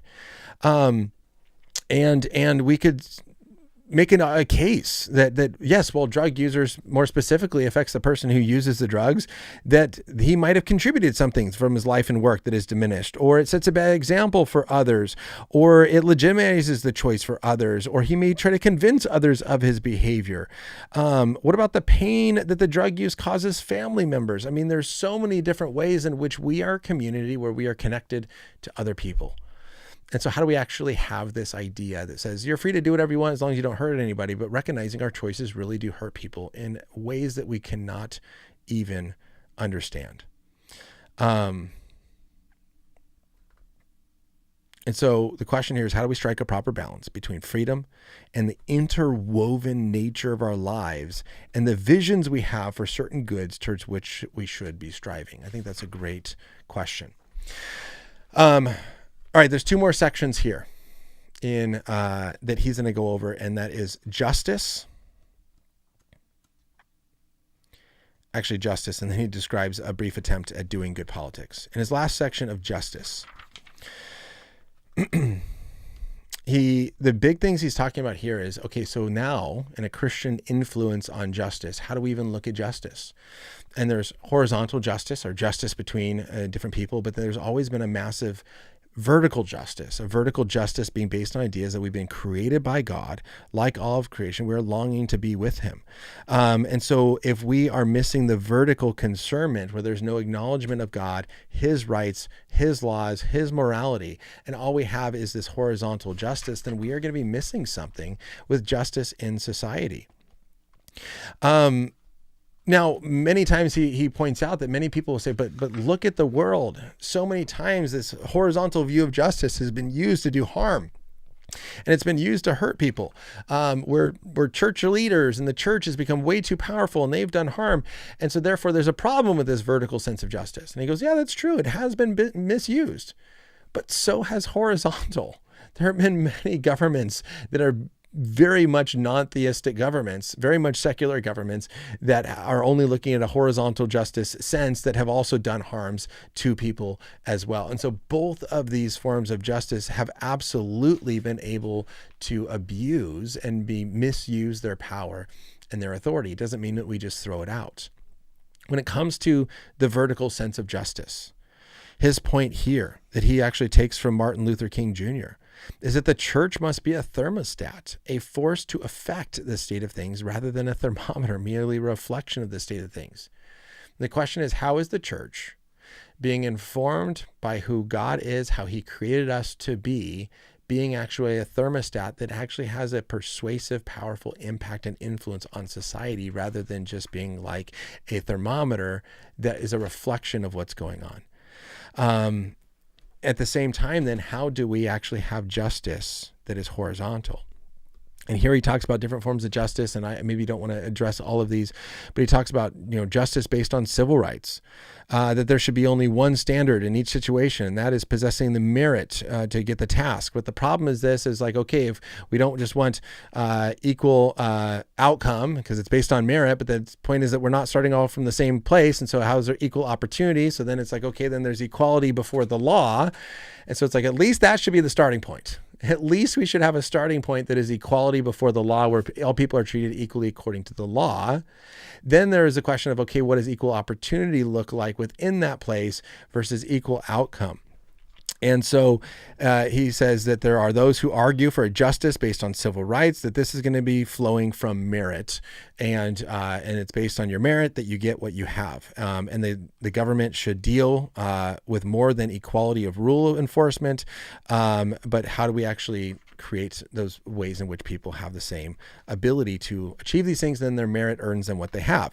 Another approach, he says, is then there's people who say that the justice should be based on equality of conditions, or there's what he calls the collectivist approach, where this horizontal justice seeks to take the fact of inequality and resources an obvious indictment on the status quo. So any sort of inequality or imbalanced resources is a problem, and therefore we have to approach it and redistribute wealth, and we have to get true justice and equality based on equality of conditions. And so there's then different questions that we look at on how do we achieve proper justice. And he kind of pushes back and forth. And I thought an interesting question is if someone does have that collectivist approach, that the equality of resources, he says, let me go back here. He says, one doubts whether a collective justice seeker could ever be satisfied with a system based on merit, even if they were fully convinced of its integrity. So if you could make this the perfect, most integrous system, would they be convinced, okay, then let's do it that way? Or are they very much moved by the simple fact of unequal conditions in life, whether or not there is a legitimate reason to explain those conditions in some cases? I think this is a good question for people that push back against the merit argument, is to say, okay, if we could actually do this perfectly fairly, is that okay? And it's well, no, because there's still an imbalance. Okay, so then it's not just the fact that it's been misused that's the problem. It's the mere fact that there is an unequal condition, not the fact that there are reasons in which it's somehow been abused or misused in order to get that unequal condition. Even if it was perfectly fair, that's still the problem. The problem, though, that he addresses then for the people who are like, no, it's all about merit, is the same question of like, okay, but based on everything in life, how do we actually determine merit? And do we actually have a similar starting point to be able to achieve that same merit? And he says, we often look at stuff and say, okay, it's based on money. What is your financial, poor versus rich? And that's how it is. But he says, well, should everything be broken down into percentages of earnings so that money can be given to those who are less successful, and that solves the problem? But he says, there are many important factors that go into being successful. You have to do well in school, delayed gratification, making smart decisions, working hard. Why should someone benefit from another who does all that? And so there's a lot of different influences and factors. And so the question is this: from a Christian perspective, we should not, I think, my view is not just sit back and go, well, merit, end of story, that's it. Or equal, end of story, that's it. And say, hey, should we not care about those who are less fortunate? Should we not want to come alongside to try to help those who are struggling? Last night, and this is not just to pat myself on the back, but try to give you an example, is last night I was volunteering at the Orange County Rescue Mission. These are people who are there trying to get their life back on track. Do I just go, well, you did it, that's what happens to you, sorry, you made a choice, end of story? Or is it saying, hey, I understand there were life circumstances, there were issues, there were choices that you make that put you in a position that was really, really difficult. And how do we come alongside and love and support you and try to help you get back on track and give you opportunities? And so they come alongside individuals who join the program there with education, because they recognize education is a problem, is a barrier that keeps people from succeeding. So how do we educate you to the point where you can succeed? Some of these individuals have legal issues, and so they have free legal advice and people to help try to solve legal issues that are keeping people from being able to get jobs to succeed. They have psychologists that come in to help mentally. They have religious services to help spiritually. They have wardrobes and to help people look presentable. I mean, they tried to come alongside as a whole person, dental and medical help, to say, we want to try to overcome some of these barriers that may keep you from succeeding and putting you back out on the street so that you can graduate from this program and flourish in life. And we should say, hey, this is a beautiful, wonderful thing that we want to encourage. I'm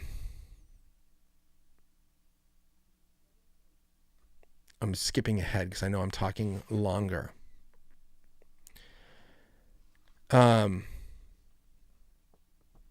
He says, is it wrong that we want to make sure that all people want to enjoy equal shares of wealth and much more equal shares? And he says, well, not necessarily.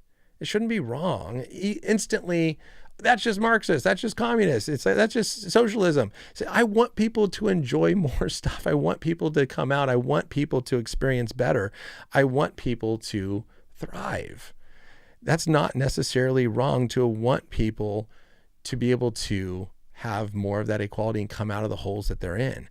The answer is not necessarily wrong. The problem is, how do we then exercise the power to bring about that situation? How do we go about creating that? And here we have to recognize the Christian anthropology of man suggests that man is sinful and probably more likely to do ill when given a great deal of power than to do good. It's how do we come alongside and understand that power well?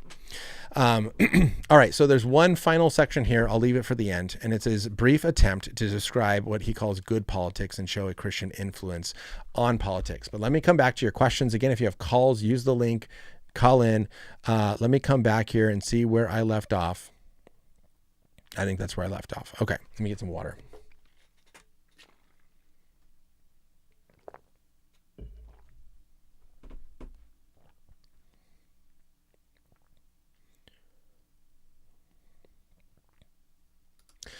All right, so Jesse comments back on what I mentioned on natural law and same-sex marriage. And I said I would make a natural law argument for traditional marriage. You say marriage isn't natural. Homosexual relationships are seen in other species. So it's not saying marriage is natural or what is not, or what is natural as far as other species acting out in homosexual ways. I addressed this a while back. Let me see if I can find this really quickly.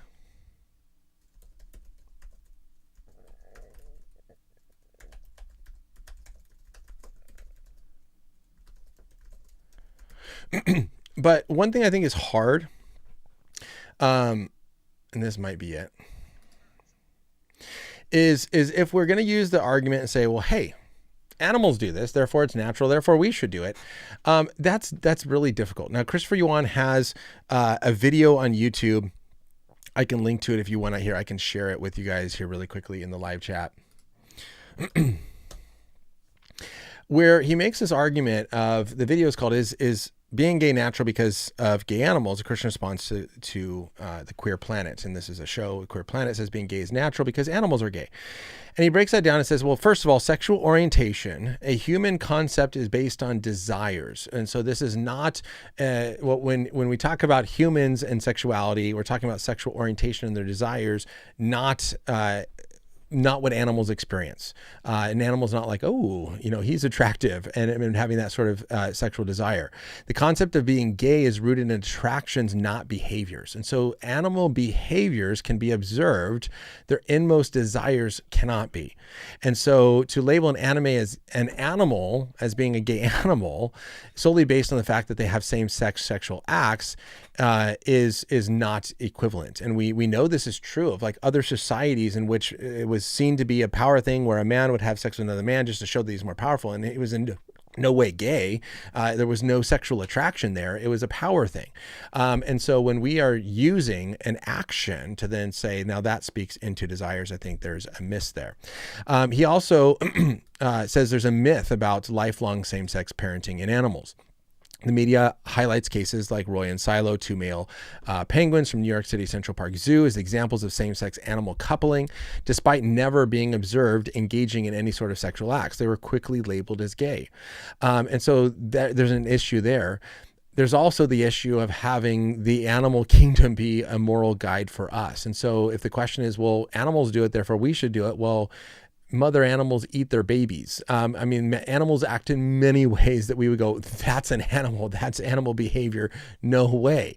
And so we recognize there are behaviors that animals do that are unacceptable for humans. And as they kill each other and eat their offspring, and that we would never use that to justify human behavior. So I think there's a difficulty by saying, hey, we see animals do it, therefore we can do it, or it's natural. There's a disconnect here.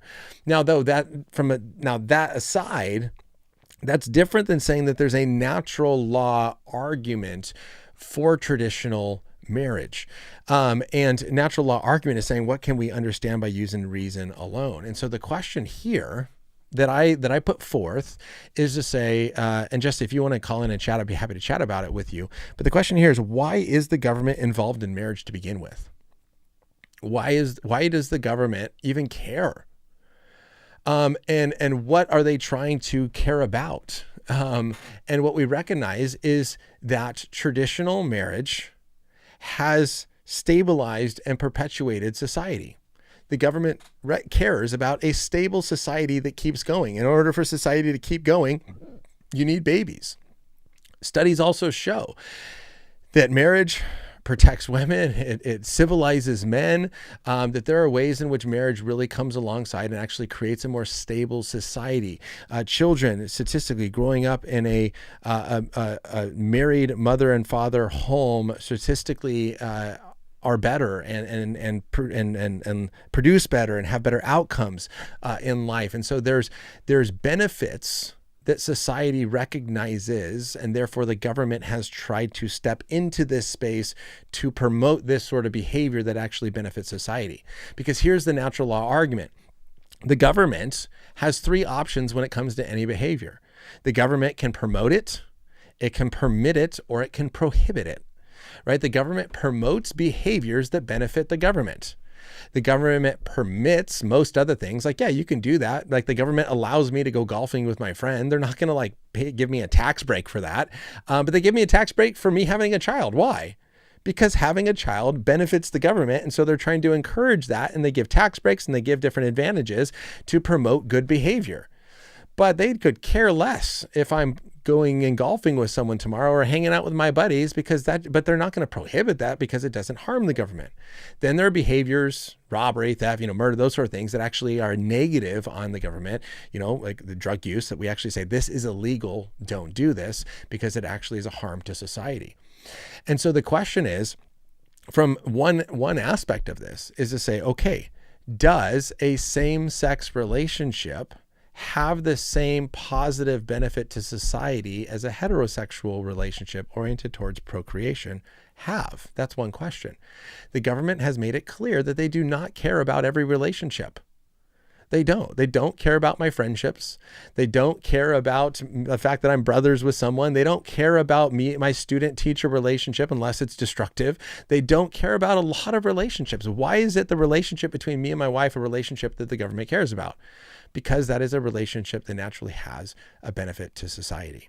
And so I think that's one way of looking at natural law, is that we can look at sociological outcomes of things and say, hey, this has a positive effect on society, therefore the government has a reason to promote it.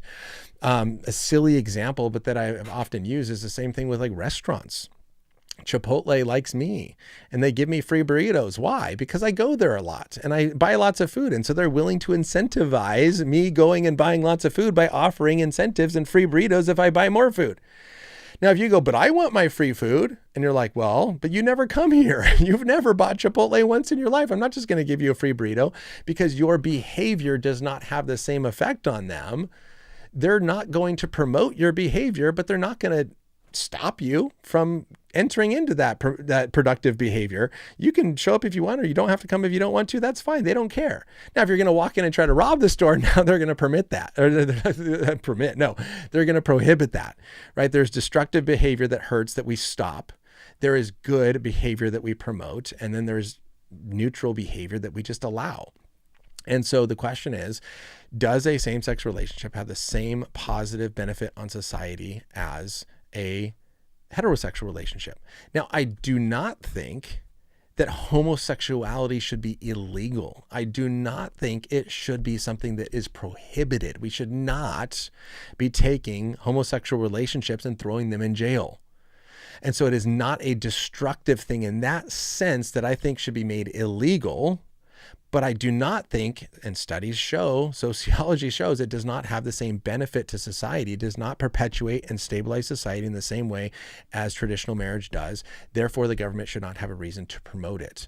And therefore, it should be on the permit. Like, hey, if you want to be in a loving relationship with someone, that's up to you. If you're a grown adult, you can do that. But we're not going to promote it in marriage, and we're not going to make it illegal. And so I think that would be at least one aspect of making a natural law argument against same-sex marriage. For that, I think, if I can say this here really quickly, the one other point that I often make in this is to say, okay, what is marriage? Let's just look at definitions, right? What is marriage? Now, when I got married, and I got married actually after same-sex marriage was legalized in 2018.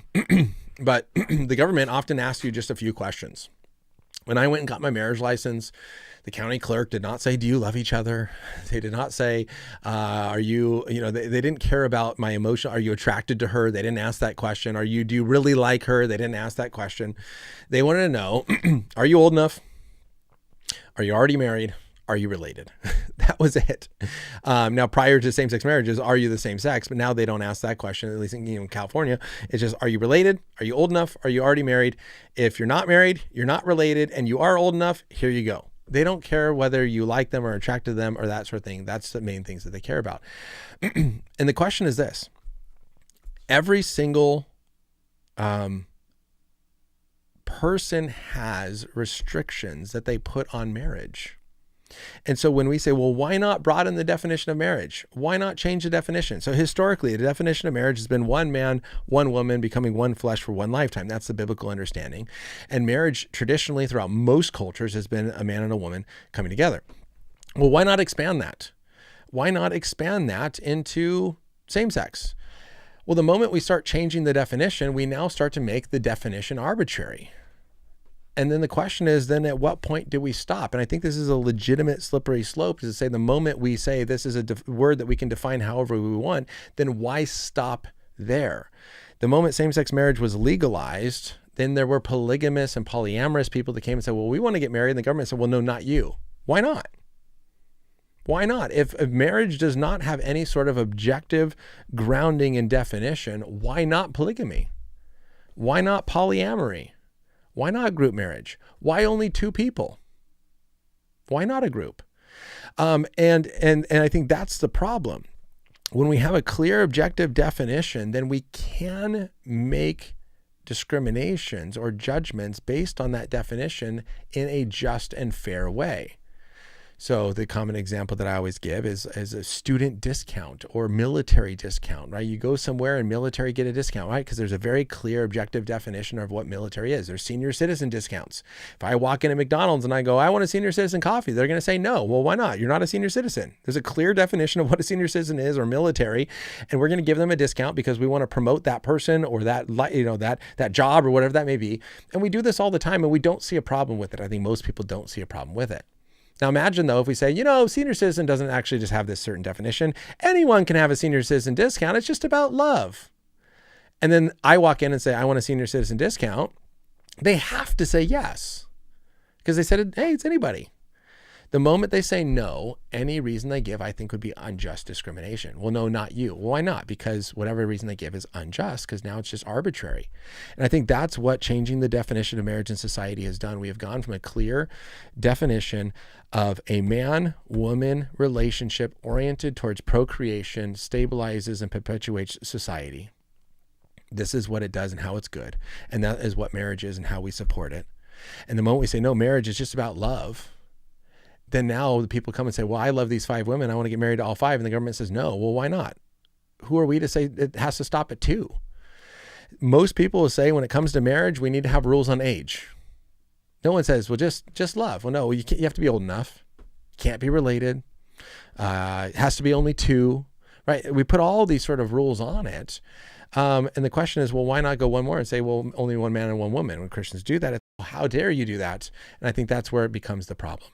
And so that would be more of a, not just saying marriage is natural, but there are certain ways in which this certain specific relationships benefits society. The government says, hey, we want to promote that and encourage that. And there are other relationships that don't have the same benefit. And so they don't promote it in the same way. And then there are some relationships that harm society and we make illegal. That's where I think things need to be discussed. Brooklyn Lou, it's been a long time since you have joined the show. Let me take you out of the green room. How you doing? How you doing? I'm doing all right. Yourself? Can you hear me? I can. Absolutely. What's on your mind? Oh, okay. I've been missing you, and I just saw you. I know you've been talking a long time. But it's been a while. On marriage, okay. Do you feel that marriage is cultural? Because it certainly seems to be. There's been different types of marriages throughout history, right? Okay. So what would you think is the cultural aspect of marriage? It varies from culture to culture. Like in ancient times, there was polygamy. That was marriage. There wasn't much of love involved. It was a property thing, at least biblically. Women were property, and that was a marriage, and the covenant was made between the father and the groom, right? The person who would be marrying the woman or the girl, and the father would arrange these things. There was arranged marriages. We don't see much of that today, although it exists. In prior to biblical times, there was homosexual marriage. Right? That was in ancient Mesopotamia. And it just seems to me that marriage changes over time. But that's just a quick. Yeah, no, I really appreciate you walking through that. So here's what I would say. Different cultural practices have taken place, right? So people have done things differently. The question is, does that actually change what something fundamentally is? So if we take a different topic and we say, well, some cultures thought, okay, I'll use a silly common one, right? Some cultures thought that the earth was the center of the solar system. And we wouldn't say, well, but they were wrong. That's not what it is. They were mistaken. And so I think cultures, have practiced a lot of things before, right? And this comes down to morality as well. Well, some cultures, burned the widow on in India, burned the widow on the funeral pyre. Does that mean that burning widows is a good thing? Well, I don't think that just because a culture did that, then that means that that was good. We recognize that was problematic and why certain practices have been stopped. And so I think that there's definitely been cultures who have had different views of marriage, but I don't think that all of that means that marriage can be defined whatever you want it to be. However, it has been practiced. And so that's where we can call it whatever we want to call it. The point of my conversation before is that we have seen in statistics and in sociology and research, there is a unique benefit of a one man, one woman relationship that is oriented towards procreation and committed for life that we do not see in other ways, in other sorts of relationships. And I think there's harms that we see from polygamy, which is why it's been made illegal in a lot of places. It was been practiced in a lot of places over the world, but we also have recognized, hey, there's a harm, which is why it's illegal here in the United States. And so I would just say that just because other cultures have practiced something, doesn't mean that they just get to change the definition of marriage, whatever we want. I would say that what we see is that there is a unique relationship that is one woman, one man committed to life for life in a committed, loving relationship that's oriented towards procreation that has a unique benefit to society. And we have seen many cultures around the world prioritize that sort of relationship as being something special. And while there have been misuses and abuses and different views, there is still something unique about this certain type of relationship. Well, every relationship is unique. I mean, it's not just, man and woman in marriage. I mean, I have a unique relationship with my girlfriend. It's ours. So it's unique, right? It's not anyone else's, it's our relationship. And I mean, I don't disagree with you. I mean, I have no problem with men and women getting married. Yeah. I think it's a wonderful thing. There's nothing wrong with that. Where I find a difficulty personally is when we define one type of relationship as being better than another type of relationship. We got to have we have to put up data about these things in order to really, really say what is true. I Yeah. mean, a lot of marriages end in divorce. You know that. All right. Yeah. So those marriages, maybe you might say, well, they weren't so great. All right. But maybe they were. Maybe they were worthwhile for the time they were. I was married and divorced, and I don't look back on being married as being a bad thing. I had children. I think it was worthwhile. But I also value the divorce too, Yeah. because the divorce worked out better for the both of us as well. I just, Yeah. what I find is that when people try to say this type of relationship is the only one that works well, I have to push back because it doesn't make sense to me. I mean, if I have friends, Tom and Michael, and they're married, and they got married, and they live together until they pass away, and they contribute to society. Well, they have a valuable marriage. So I just it's the Yeah. Okay. putting it in these one size fits all categories that I Sure. struggle with. Absolutely. Like polyamory. I don't see anything unethical about polyamory or open relationships. I don't see anything unethical about that.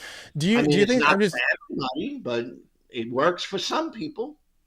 I'm just curious. No, I do want to address what you said there really quickly, but I'm just curious on that. Do you think that like polyamory, polygamy, do you think those should be legalized by the government and recognized in marriage, that we should be able to enter into polyamorous and polygamous marriages in the United States? Well, I think that polygamy, I believe, is legal in certain places. You might know more about it than me, but isn't it legal in certain parts of the United States? To Like, my knowledge, it's not. like maybe Um, Utah. I mean, I had these TV shows. No, these I know the history of polygamy. Mormonism, so those polyamorous relationships are not recognized by the government. So again, if a man lives with 10 women and he may consider all 10 women to be his wife, if he's not legally married, then the government, I think, doesn't step in and throw him in jail just for living with 10 women, but he cannot walk into the county courthouse and legally get married to all 10, because government does not allow for polygamous marriages. That's my understanding, at least. And we're talking about a cultural thing. That's a cultural laws made by a culture. But is polygamy always wrong? I don't know. I don't really. I'd be hard pressed to say that. It could be a situation where it's valuable to the people involved. I'm not into it, Ryan, so it's Sure. not my thing. Yeah. So I think this goes into what you said before. So I think it's helpful to recognize a difference and distinction between individual value or benefit and cultural value and benefit. So yes, I get a huge benefit out of my buddy who comes over and hangs out with me for a couple hours and we chat it up and have a good time or go play golf. That is a huge benefit to me. But the government does not care. The government is not going to give me a tax break. The government is not going to be involved in the least in that relationship, because that benefit, that relationship does not have a cultural benefit that then piques the interest of the government. So it does have personal value, but not a cultural value. And so that's where I think there's a difference. Now, so that's where you said, well, every relationship is unique in its own way. True. But what I was trying to say is that the man-woman marriage has a unique benefit to society in the perpetuation and stabilization of society and creating children. So just like I mentioned, I have a unique benefit to Chipotle because I eat there a lot. And so they give me free burritos and I have that unique benefit. Now, let's just say, Lou, you never go to Chipotle.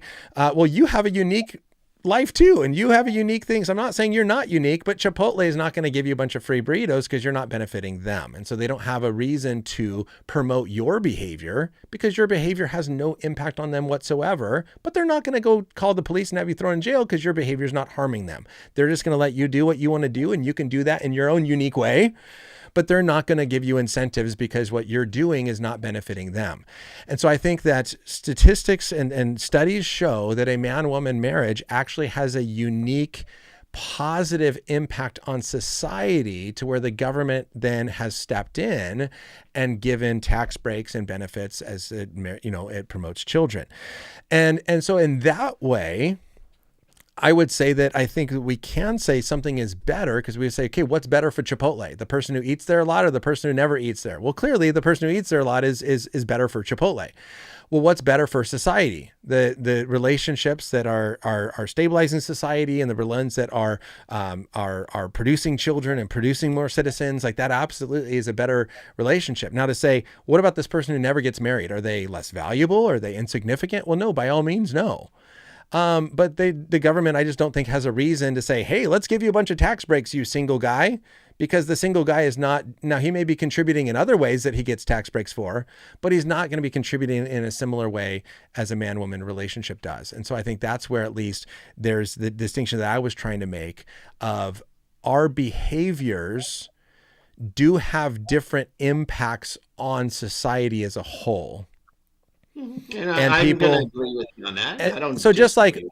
police, firefighters, doctors, those are professions that have a greater impact on society than other people who do necessary works that we do need, but maybe it's not promoted as much. Like military, we really promote because we really appreciate the people who sacrifice their lives, and everyone gives military discounts, and we have holidays to honor the military because of what they do. And there's a teacher appreciation week where I was like, hey, teachers are great. We promote teachers and because of what teachers do, but there's not the appreciation week for other jobs. But it's like, hey, but you can do those if you want. And we need those jobs, and they have a unique impact in society, but not to the level that we're going to promote. And so I think that's where we can say there are jobs that are better. Then there are jobs that we make illegal because they're bad. And then there's a lot of jobs that are more neutral, needed, but not massive, that we allow to happen, but are not promoting in the same way. And I think that's how the government looks at jobs. And I think that's also how the government looks at behaviors as well as relationships as well. Well, let's take the government, right? I watched Charlie Kirk's memorial a couple of days ago, Yeah. and the government was there. The whole Right. administration was there. So it was a government slash religious revival combination against, I mean, uh, essentially that's against the separation of church and state, but I know it was a private event, so it's not legally against that. But for feel, it was against separation of church and state. But, all right, there was a lot of talk there, and I noticed it, you probably did too, about having children. I heard that like several speakers talk about, you know, go out and have children. Okay. Why would the government be telling people to have children? Because It's a future I didn't taxpayer. I didn't totally get that at all. Children are future taxpayers. Without children that are not going to build into Social Security, then Social Security goes bankrupt. We always need new generation. We need children. I mean, if our replacement rate stays the way it is, we have a below average replacement rate, which means if we do not have immigration in the United States, our country will eventually die because we are not replacing ourselves faster than we are dying. And so we have devalued children to the sense that we are having fewer children than people dying. And that's creating a problem as baby boomers are getting older. It's creating problems with Social Security. I mean, this is what China saw, right? There was a long time where China had a one-child only policy, and enough time in that policy, all of a sudden they are in major issues where then I know I taught a bunch of students who grew up during that time. Then all of a sudden it was like, okay, no, 2 children. And now the government is like paying people to have children because they're realizing children are citizens, children are future taxpayers, children are needed for society to keep happening. And so I think that's a reason why the government would be trying to encourage people to have children, is because it's a good thing for society. Now, does that mean that everyone has to have a child? By all means, no. But children do have a benefit to society. Children, right? If government is going to tell people to have children, it'd be nice if they provided for those children, right? Well, yeah, and I mean that's a section I didn't get to of the book, but there is a sense in which then the question is, how much should the government be involved in providing, or do we want to have more of that be a liberty sense in which we are providing a space in which people are freely able to flourish and provide for their own children versus the government? And so there's definitely those political things, but hopefully we will live in a society in which children are valued and in which people who have children are not punished for having children. And if they do not have the means to support their children, that we want to come alongside and help and support because we recognize there's a value in having children.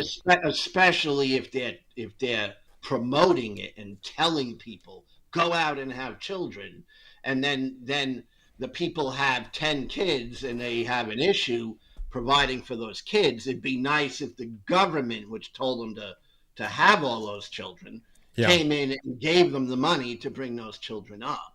Yep. That would be nice, right? Yeah, absolutely. So, and that's where we want to create a space in which people are cared for. And that's what I was saying right before you called, is that all of us should recognize we want to care for people. We want to help people. We should want to see people flourish. And if people are struggling to flourish, we should want to come alongside them. Now, the part I didn't get to is how much of that should be governmental coercion through forced taxes and increased taxes and that sort of stuff, where the government is going to forcefully take people's money to help those people, versus how much should it be for us saying we want the flourishing of society. Now, there has to be a balance because we are sinful human beings. And so the Christian worldview speaks into that as well. But that was a section I didn't get to of the book that I thought was fascinating, of saying, yes, we should want to care. We should want all people to flourish. That should be the goal. But so how much should that be done through governmental coercion? Handouts, right? Handouts. Well, and not necessarily all handouts, right? So if the government is giving handouts, they're taking that money from somewhere. When I was watching the ceremony, revival meeting or whatever, I mean, I sensed that they were telling people to go out and have children. I heard it from at least 3 or 4 different people. One person made me laugh. He said, go out and have 1 million children. Hyperbole, I know. But it's like, you're telling people to have children, then they should be the very same people who should be providing health care for all children. They should be doing the things that's needed for families to have children. They shouldn't be the ones tightening the budget on things like food for children. All right. If the same policy is to have children, well, then put your money where your mouth is, provide for those children, because an average working couple is not going to be able to provide for 10 children. Not going to happen. All right. So, Sure. so if you're going to go out on a limb as a government and say, we want children in America, Yeah. right? Then when they have the children, you take care of them too, government. You make sure that they get the welfare, make sure that they get the food stamps, make sure that they're able, then I could respect you at least. But if you're going to tell people to go out and children while you cut health care and you take benefits away from working class people all over America, now you can go to heck, because I want no part of that. All right. Yeah. And then I'm going to say, stay out of my business. Sure. Right? So I know, and I think you raise really, really important questions. And this is what I'm trying to do in this show on political philosophy, is that we have different perspectives of how do Republicans and Democrats see welfare systems and see support and see taxes, and we have different views. Let's just take a step back and say, let's just think about this. What should be our overall approach? What should be our goals? What should be our thoughts? How should we see people? Then that should then inform how we think about the different sides and how they see views. So let me just ask you this.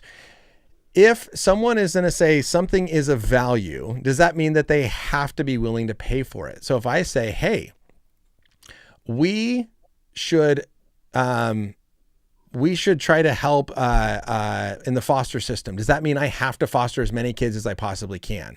Or can I say, look, my circumstances mean I can't foster, but I can still say this is a beautiful and good thing that people should do? I think you should promote as many good things as possible. Okay, and do I have to pay for everything that I promote? You don't personally have to pay for everything you promote, but a government who's promoting certain things, if they're promoting, things like go out and have children, all right, these children are a lifetime commitment for parents. I know I've had children, all right, I have grandchildren. This is not something that is like, just pop out as many babies as you can, because, this is complicated finances on the part of families. Bringing up these children the right way should be a priority. And if this administration is going to go out and say, have a bunch of children, everyone run out and have children, well, then they should be the very same administration that's increasing food stamps, increasing rent for children, increasing health care for children, not pulling back on that, because otherwise what they're going to do is they're going to create more crime, because children aren't going to be brought up right, all right, and they're not going to have food on the table, and these children are going to turn to crime as they get older, all right, and we don't need that. We need responsibility in this country. All right. We don't need a bunch of children. I mean, well, so I think, okay, so I have, it's like, so I have 5 minutes left in the show, and Mirza did call in, and so I would love to see what's on his mind really quickly. But I think this is really, really important. And I think that we have to be careful, because I think what you're addressing here can be seen as like a slippery slope, that if we promote children, then they're not going to be raised well. And if they're not raised well, then they're going to commit crimes. And the question is, can we actually prove that to be a true logical thing? Or is it possible that when we say, hey, having children is a value, we should have children, that there is a discretion left to the individual going, man, my circumstances don't, it's not like, well, they said to have children, so I guess I have to have 20 children that I can't afford. Now they're going to life of crime. It's like, no, there still is the discernment of individuals to make a choice. So we should be able to promote it. I would go back to the question that I asked before, is if I can promote valuable things, and we should promote valuable things, yet I don't have to pay for those, why can't the government be in a similar position where they can promote something that's valuable without having to pay for it? Now, let me just say this really quickly, and then I'll let you respond. So the section of the book that I did not talk about, where he gave a brief attempt at describing good politics. So I would encourage people to pick this up. It's like $10 on Amazon. This is the chapter on a brief attempt on describing good politics, which is chapter 7. where he says, yes, it is easy to redistribute wealth and to make this happen. Does that mean that we should do it? He goes, the problem with this is this view of justice and making sure everything is taken care of and everyone is provided for is that it requires continuous and active coercion through tax system or the regulatory state. And this is especially true if one is inclined in the fact that you said these children are cost forever, then now this is a continuous coercion where we are having to increase taxes in order to do this forever.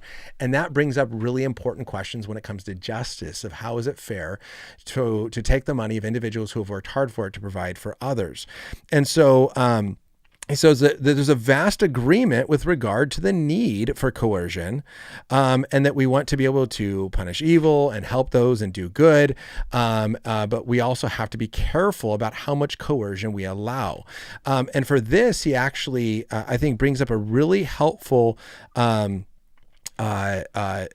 contrast where he says, okay, we should not depend on the strong hand of the government to achieve a good outcome identified for everyone above. And I think that we should not just depend on that. Like, okay, if we want this good outcome, government, use your strong hand, coerce people, increase taxes, pay for it, and let's get it. This form of justice does not mean that we must necessarily stop with the essential libertarian form of government. So it doesn't mean we don't help those people because we don't want the government to step in. He says, but it does suggest that we should have a strong presumption against legal coercion of those who have done no wrong. We must remember the laws, generally speaking, represent reductions in freedom backed by the state's virtual monopoly on the legal use of force. Force is what lies behind the often friendly face of government action. It should be employed with great reluctance and only when all other solutions have been exhausted. And so that would be a question I would ask, is to say, hey, should we be able to promote something that is a valuable and actually have other ways in which going about it rather than saying, hey, let's use force to coerce people. Now I'm going to increase taxes so that the government can just pay for everything. The last thing I'll just say here really quickly that I thought was good is because this has come up with friends of mine. This is what I want to say to you. Sorry, Lou. This is becoming a long answer. But you raised, I think, a really, really important point but he brings up studies that went into when the government back in, Lyndon B. Johnson, right? When they created the program of the Great Society, where they created these massive welfare programs in the form of payments to the poor and single mothers and food stamps and medical insurance and poor and elderly. And studies have tracked this since the 1960s when this is done. So now this has been 60 years since this took place, 65 years. And they actually found that poverty has not really been increased. In fact, a lot of things are worse. There's more children outside of wedlock. There's a lot more issues. And so the question is, when we see a 65-year history of the government increasing programs and increasing programs and increasing programs is not actually solving the problem, is that finally the point where we should start up and say, okay, maybe that's just not the problem. And there's another way in which we can help maybe solve the problem. And I think what was discussed there at the ceremony was the value of strong families rather than just government support. And so I think that you can look with the Lyndon B. Johnson and the history of the Great Society and the reform that he tried to do is actually how this is maybe not helped in the way it has, or at least the way in which we hoped it did. But he did believe, and this is the last point, is that that there's a huge, maybe I should talk about this next week because I think this was important or very interesting, is just the huge role of how much is voluntary help versus how much is involuntary is a really important political question that we often don't ask and we don't discuss. So anyways, there's a really long answer to what you said, but I think you bring up really, really important points, which is why this show is a lot of fun. Any final word there before I quickly go to Mirza? No. I mean, that's fine with me. I don't know where you stand politically. I really don't even know. I mean, politically, I'm on the left generally.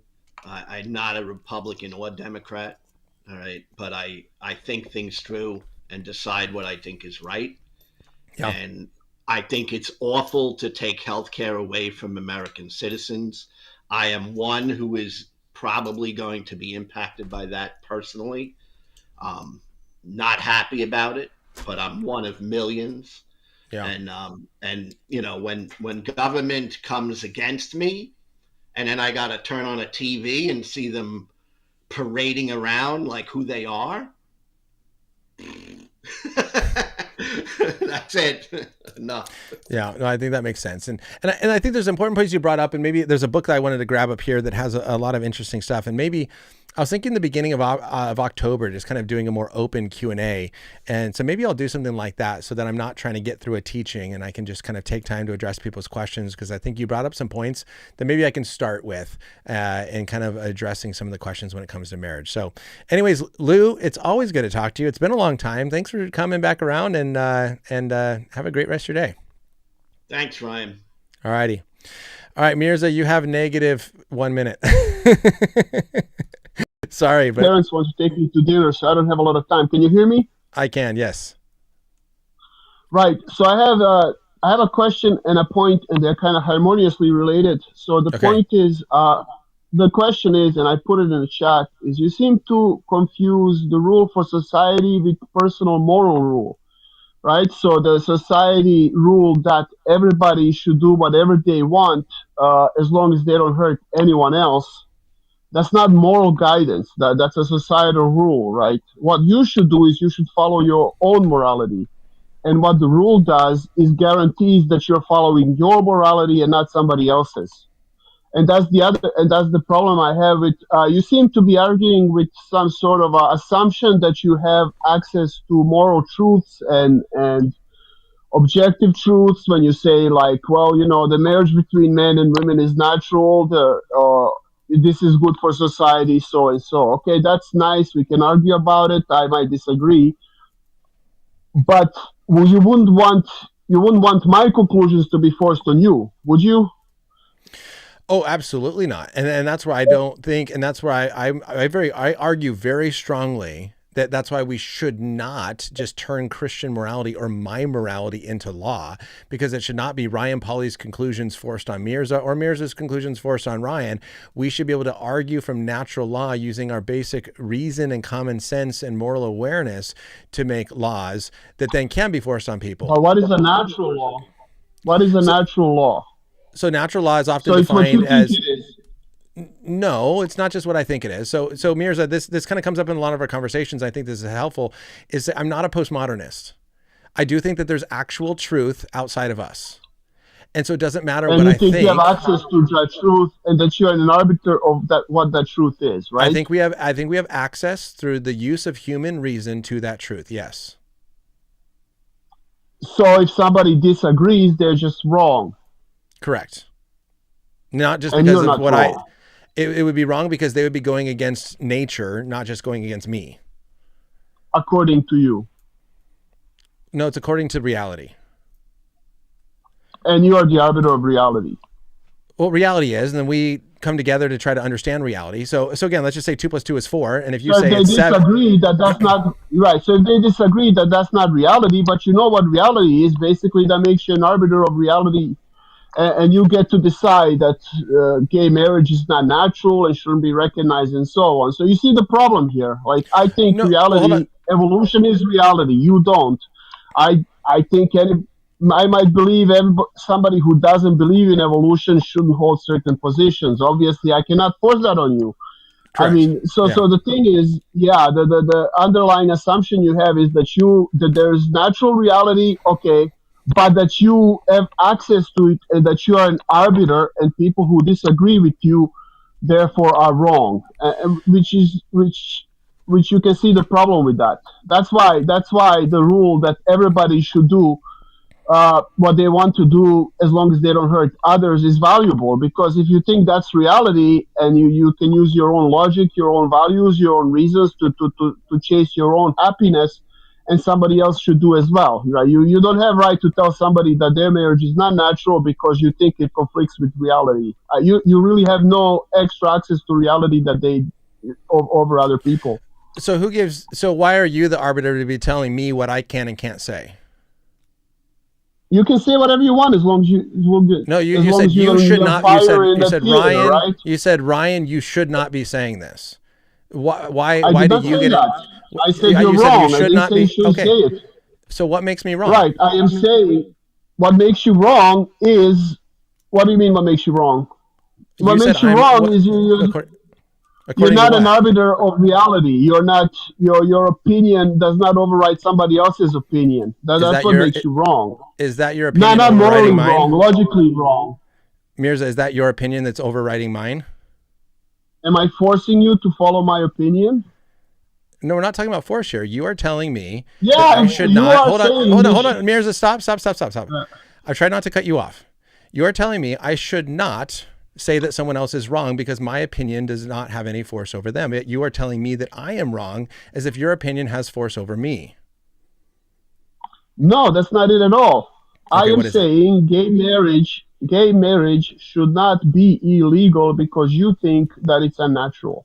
You can think whatever you want, but as long as those people are not hurting anyone else, they should have freedom to follow their own logic, their own morals, their best understanding of the world, just as you do, right? You follow Christianity. You think that's logical. You think that one man, one woman is good for everybody. Fine. You can totally marry whoever you want. You cannot tell other people not to marry whoever they want. Why not? So here's the I challenge. So mean, let you me let could, me let but me you go shouldn't back. have Let me go back power. to You it. shouldn't have power to set policy. That's what I'm saying. That's every single law is legislating morality. That's every single law legislates morality and sets policy on what people can and can't do. So I mean that's every And single and law that's created. So here's the question: when you say, "Am I the arbiter of truth?" right. So let me ask you this: 2 + 2 is 4. So if someone comes along and says it's 7, they're wrong. Is that just because I think that they're wrong? Am I the arbiter of truth that's just decided that 2 + 2 is 4, or that's is there? that's a false analogy. Gay marriage is not math. Morality is not Okay, math. Your values are not math.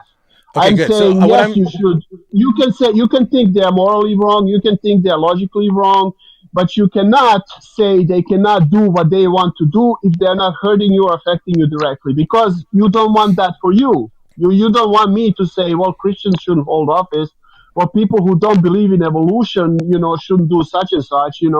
Obviously evolution is true. How can you disagree?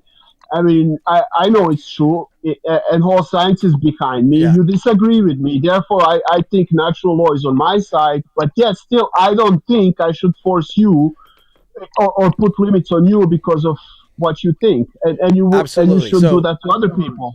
I agree with you. So we are like 10 minutes over. So I do have to be quick, and that's what I'm trying to Right, right. be get to it. So I 100% agree with you that we should not be forcing our opinions on other people. I would love, and call back in 2 weeks, and I will. I'll just plan on doing a Q&A show in 2 weeks because these sort of conversations are fun and I think really valuable without feeling like I'm stressed to get through some sort of teaching that I've prepped for. But I would love to see Right. your natural law argument for why a Christian should not hold political office. If you can make that argument, I would love to see it. And I think there's a confusion here of me. You keep saying, you say that same-sex marriage isn't natural. I'm not saying it's not natural. I'm saying it goes against natural law. And I think there's a difference here of Doesn't understanding matter. what is there's natural law are laws that we should follow, laws that are grounded in nature, and therefore to violate natural law would be do something wrong. And so I get that we have a disagreement here, and I think that was why I brought up the math question, is that when it comes to an objective, outside of ourselves, transcendent truth like 2 + 2 = 4, then you go, well, it's not about who's an arbiter of truth, it's just that's what it is.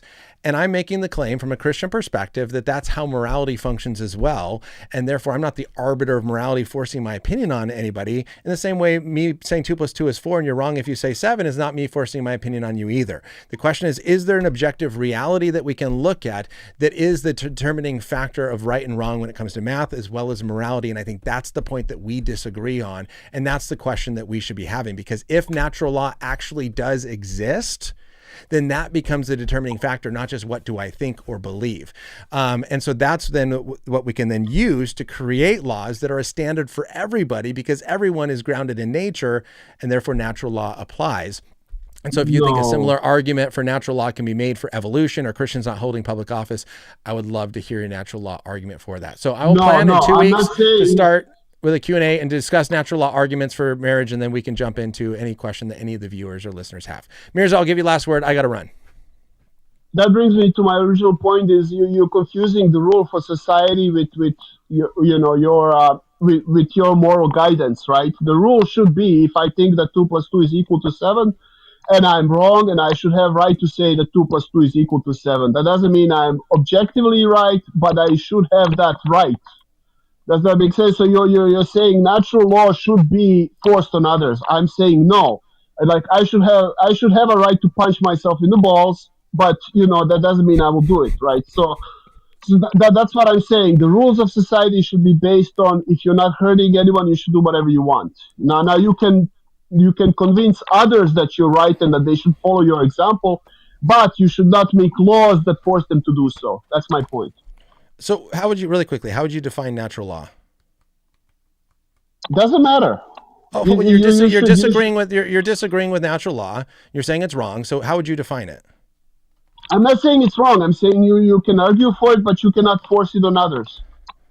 Why not? So what is this thing that Do I you should want not me be to forcing force on things others? on you? Do you want me to force things on you? Okay, sure, absolutely. If it's based in natural law, Yeah, we do it all the time. You should naturally, evolution is natural. You should definitely believe it. You should be forced to do that. So you think evolution Exactly. No, hold on. I'm asking a question. Why are you saying exactly? You think evolution is an example of natural law? Right. Okay, then you I'm sorry, but you don't understand what natural law is. Natural law, evolution is not natural law. See, that's the thing. You don't understand what natural law is. I do. See, Okay, that's so the what is point. natural? You think you got it. So what's natural law then, Mirza? See, what you're doing is arguing you think you have exclusive access to objective moral truth and that I'm wrong, and I think the same thing. And that's the whole point, is why you should do what you think is best and I should do what I think is best. Okay, I should not force you and you should not force me. That's the whole point. So really quickly, hold on. Natural law is a word that has a definition. And so you may think that it's wrong or right, but natural law describes something. And so that's the question, is what is natural law describing? And it's like saying, what does chair describe? And if you say, well, it's a thing that has four wheels and drives down a road, it's like, well, that's not what the word chair describes. Natural law is a word describing something. So that's what I'm trying to talk about, is here, what just in basic is natural law, and does it even exist? And what do you think it is? But we absolutely use natural law to force things on people, like it's wrong to murder.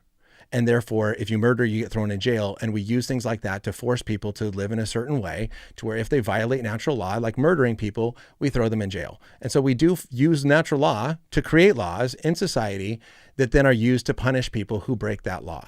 And so I think that's where I would say, yes, if you use natural law to create a just law, then you absolutely, Mirza, can use that law and force that upon me and get me to comply, because what you're using is not just your opinion, but you're grounding it in a transcendent reality outside of yourself, and therefore it is justified. So now I'll give you last word. This really is last word, and I got to run.